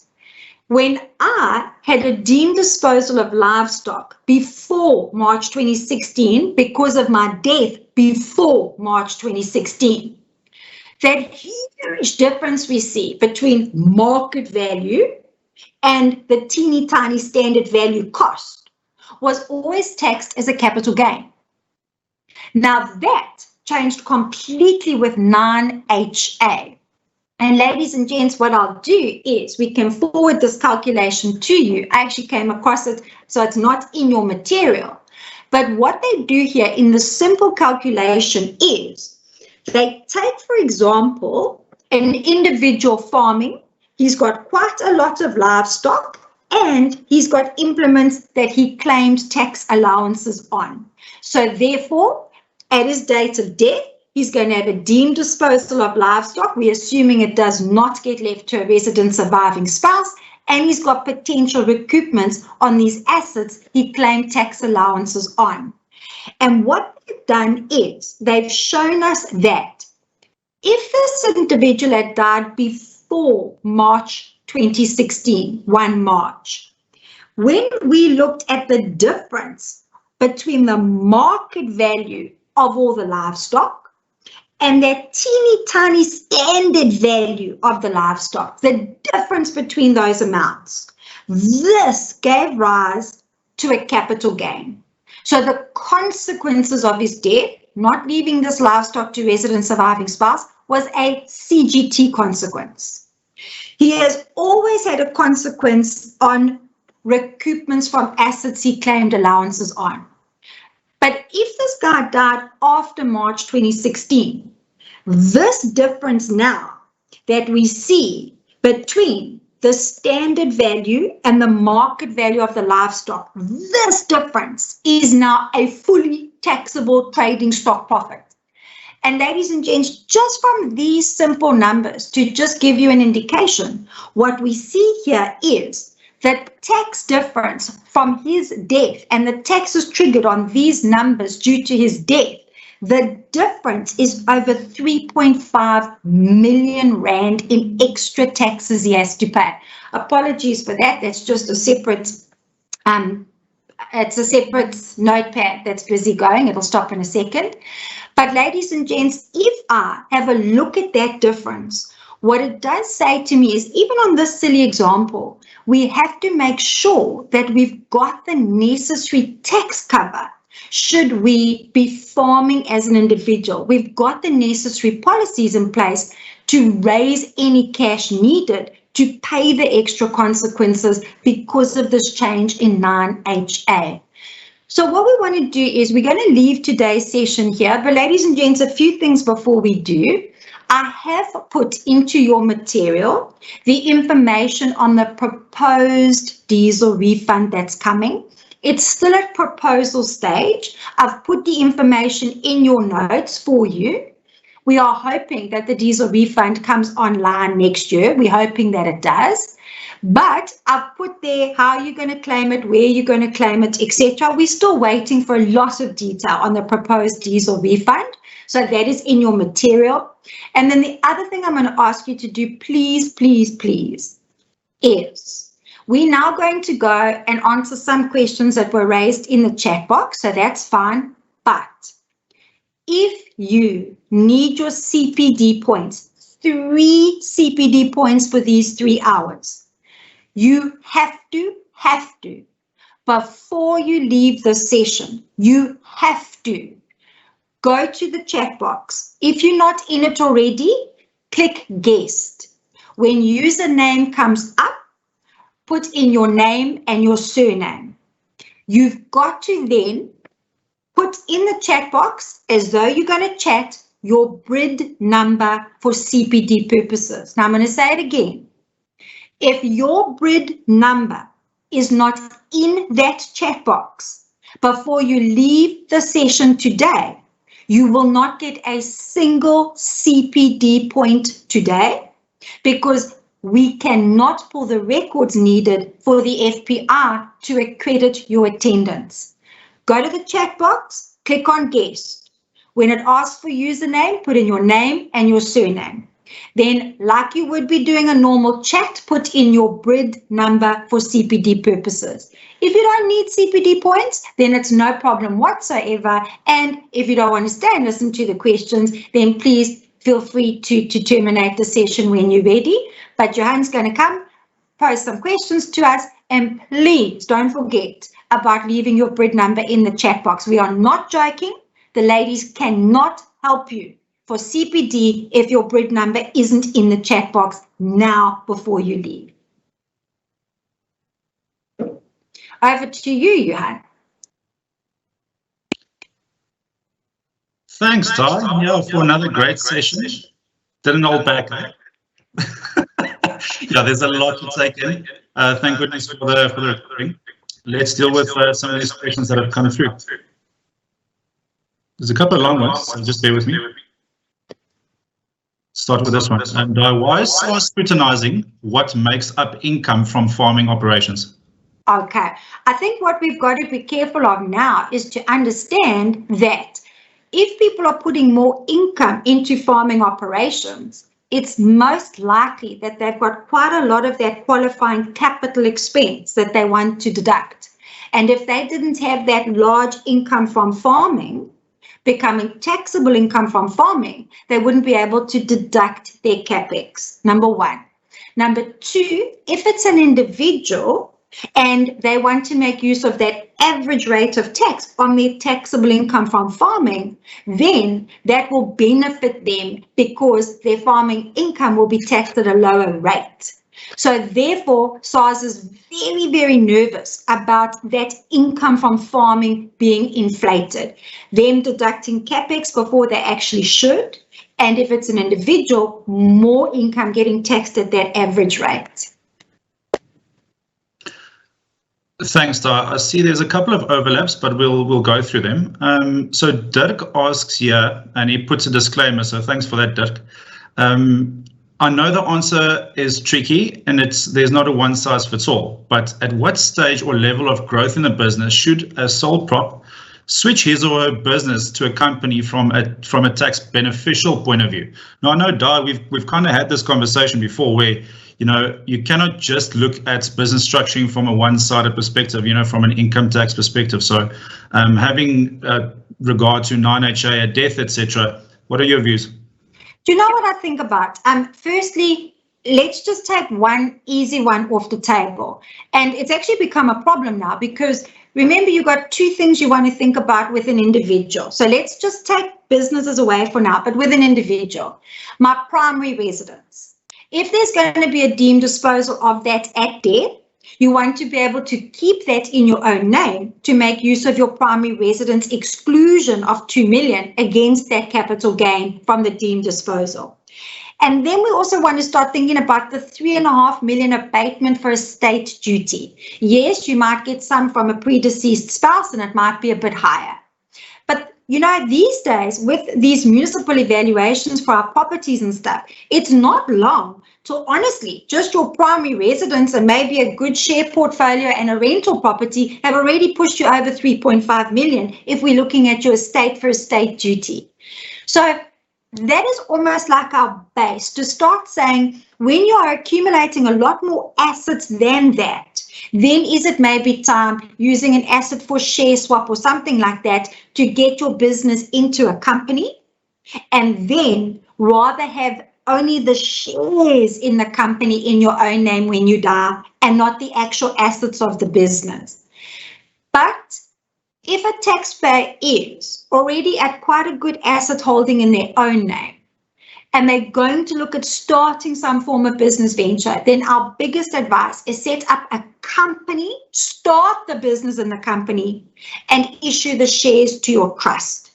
So that then none of the business assets are in your name when you die, and the company shares are not in your name when you die, because that's not tax efficient either.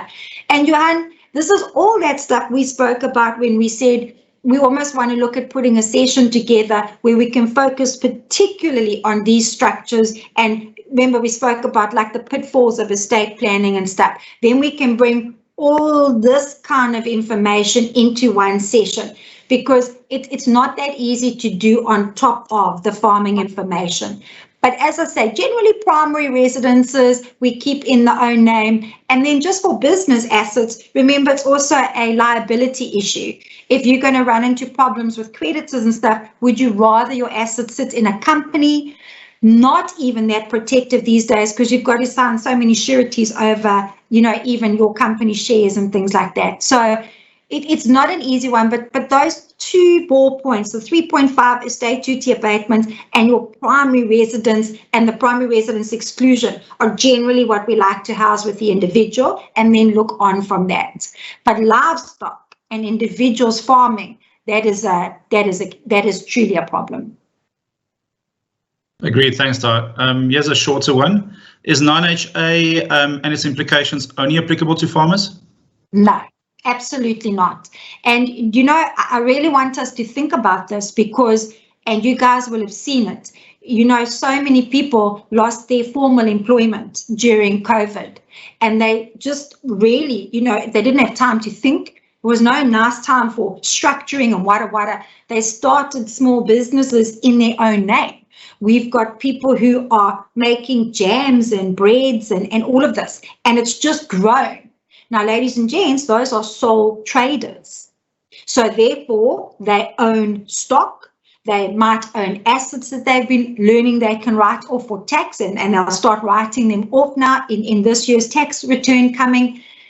They are sole traders. So they will have exactly the same consequences. The only flip side is the livestock with farming is such a burden because of that teeny tiny standard value cost. But all the other consequences would apply to any sole trader, not just a farmer. The farmer of the livestock just gets the double whammy because of that teeny tiny cost of the livestock. Perfect. Di, from Aubrey, it says, would it be advisable to keep your entity separate, i.e. farm and one side versus your property rental in town separately to that?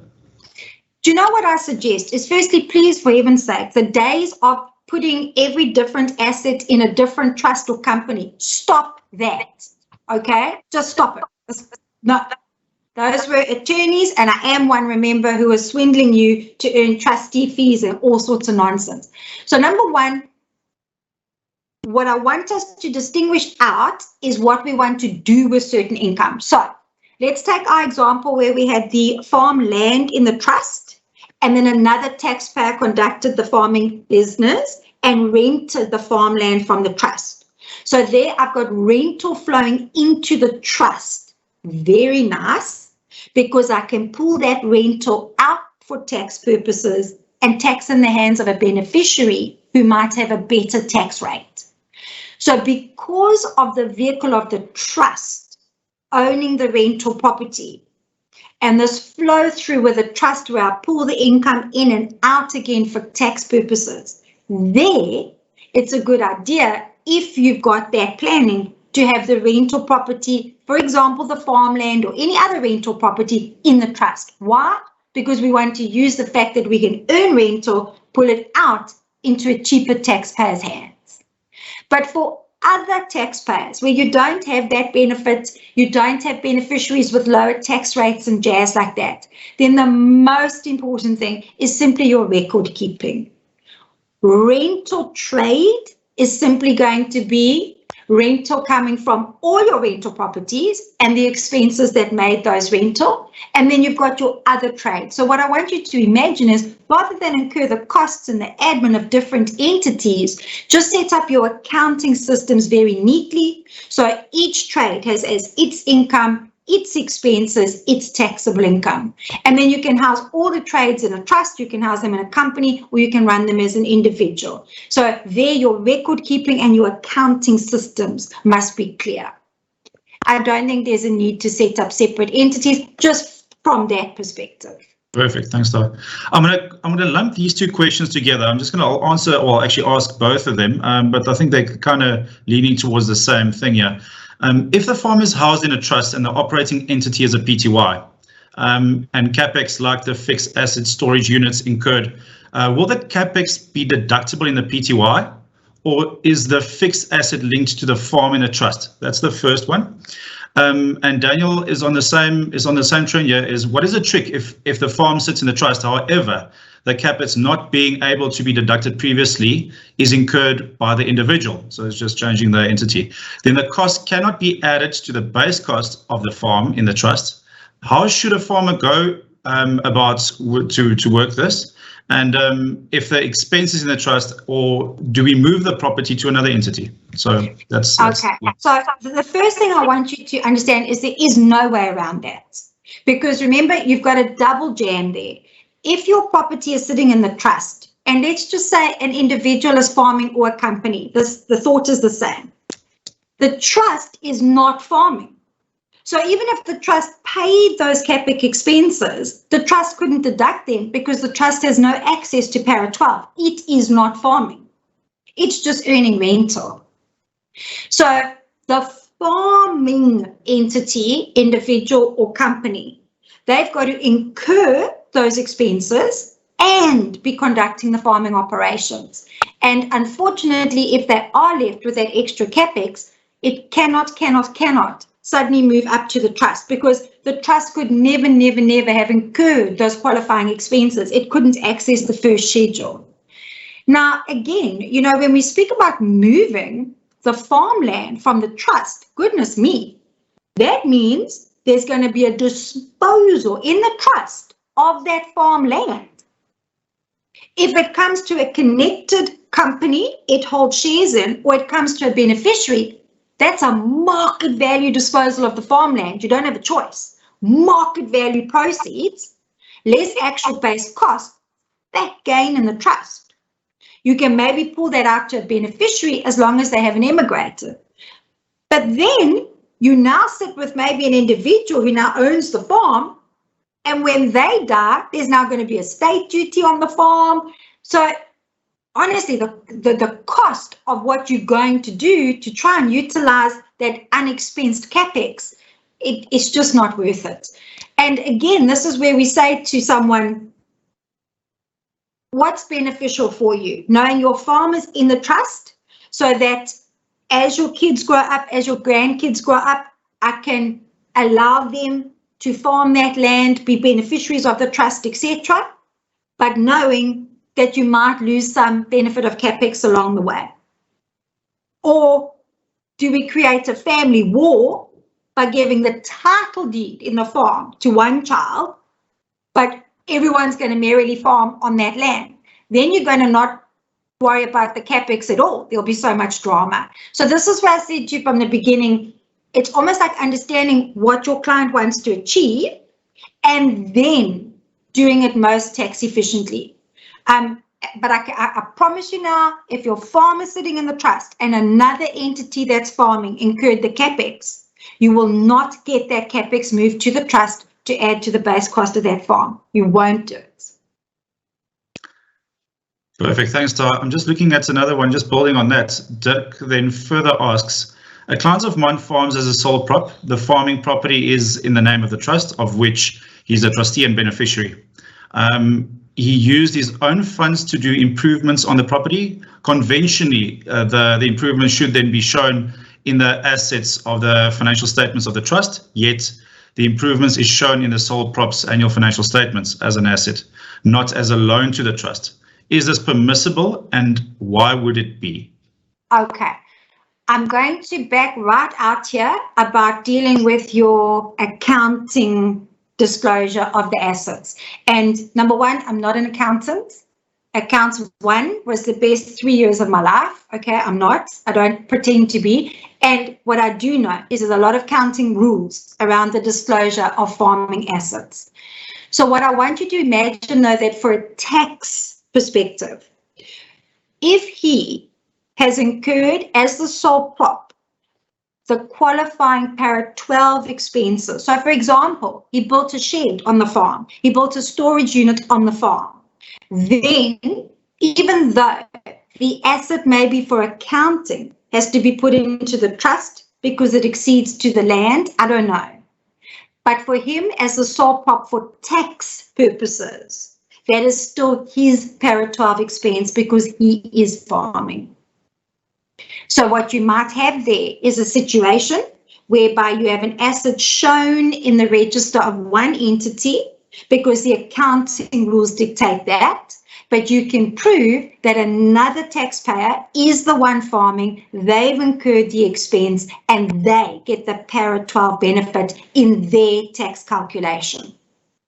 What I would do in that instance is I would then, on that return, I would submit both, if need be, his financials and the financials of the trust, showing that that shed was built, but that he incurred the expense, etc.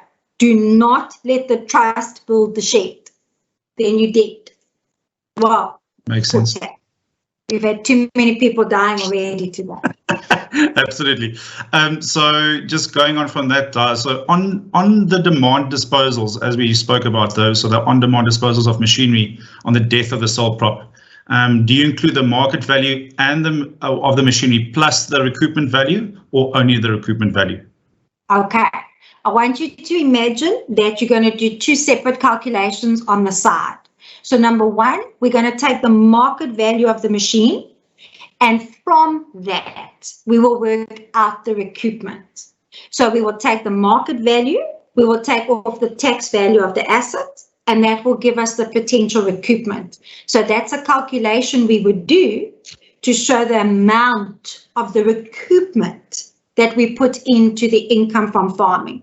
So what comes into the income from farming is simply the recoupment amount, but we will have done a calculation, a note to our tax computation showing the recoupment, what we got, market value, deemed proceeds, less tax value, cost less all allowances claimed, and the difference is the recoupment. If the difference is more than all the allowances claimed, then you're going to add back a recoupment equal to total allowances claimed, and then the rest we must look at for capital gains tax.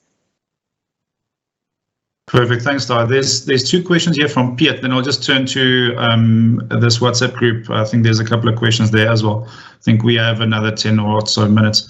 So Piet is just asking, is there any remedy for farmers who had to sell due to forced sales? Usually when they sell due to droughts, prices obtained for livestock will be low. And when conditions improve, they normally have to purchase livestock at higher values as the demand obviously increases. So yeah, just any remedies there for farmers. What I want you to do is, I'm going to take the land bank out of the equation. No one's got time right now with the capacity to go and put money in the land bank for 6 years. I mean, we're so desperate for cash. So the only benefit there is nothing to help in the year of the forced disposal.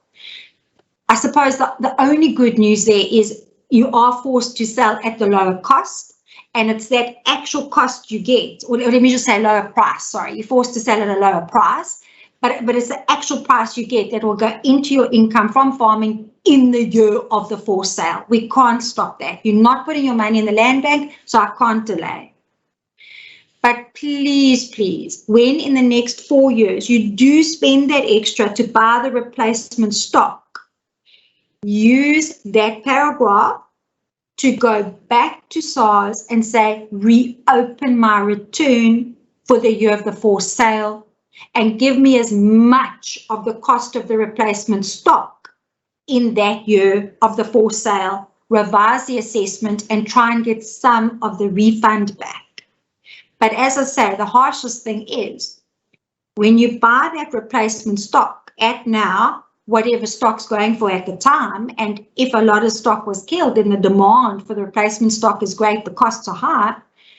There are also limitations of how much in the year you buy the new stock you can claim of that expense, and you end up having to carry some of that forward as well. This whole issue, when we had the droughts in the Western Cape and shame the Northern Cape still hasn't come right. Now the Eastern Cape is bad. This whole issue was taken to Treasury, and I cannot tell you they are loath to change any of the farming first schedule provisions.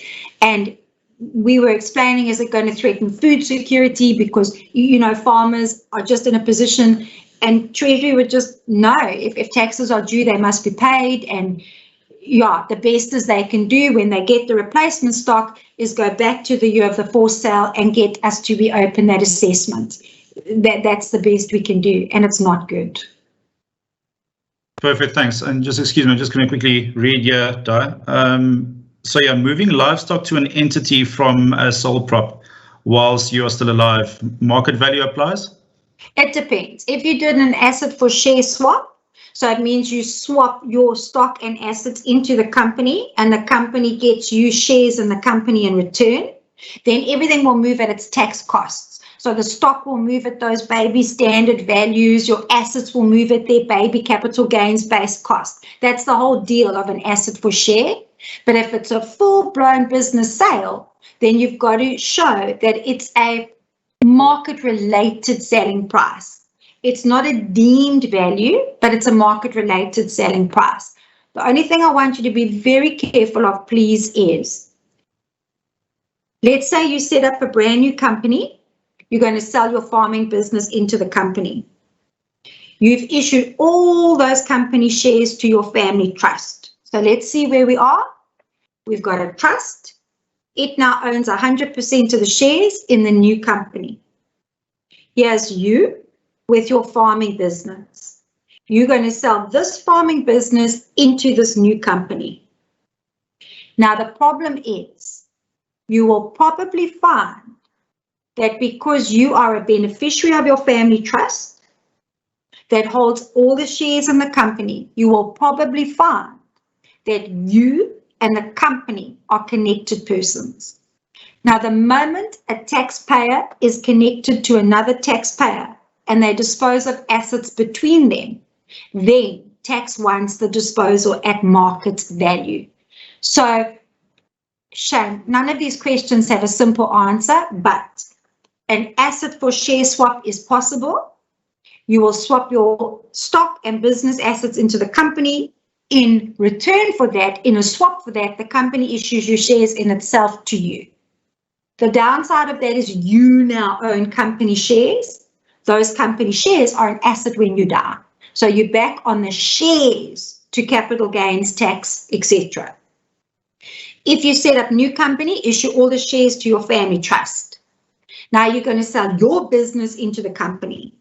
Yes, you want to try and get as low a selling price as you can, but if because the company owns all the shares, trust owns all shares in company, you are a beneficiary of the trust, it might make you and the company connected persons.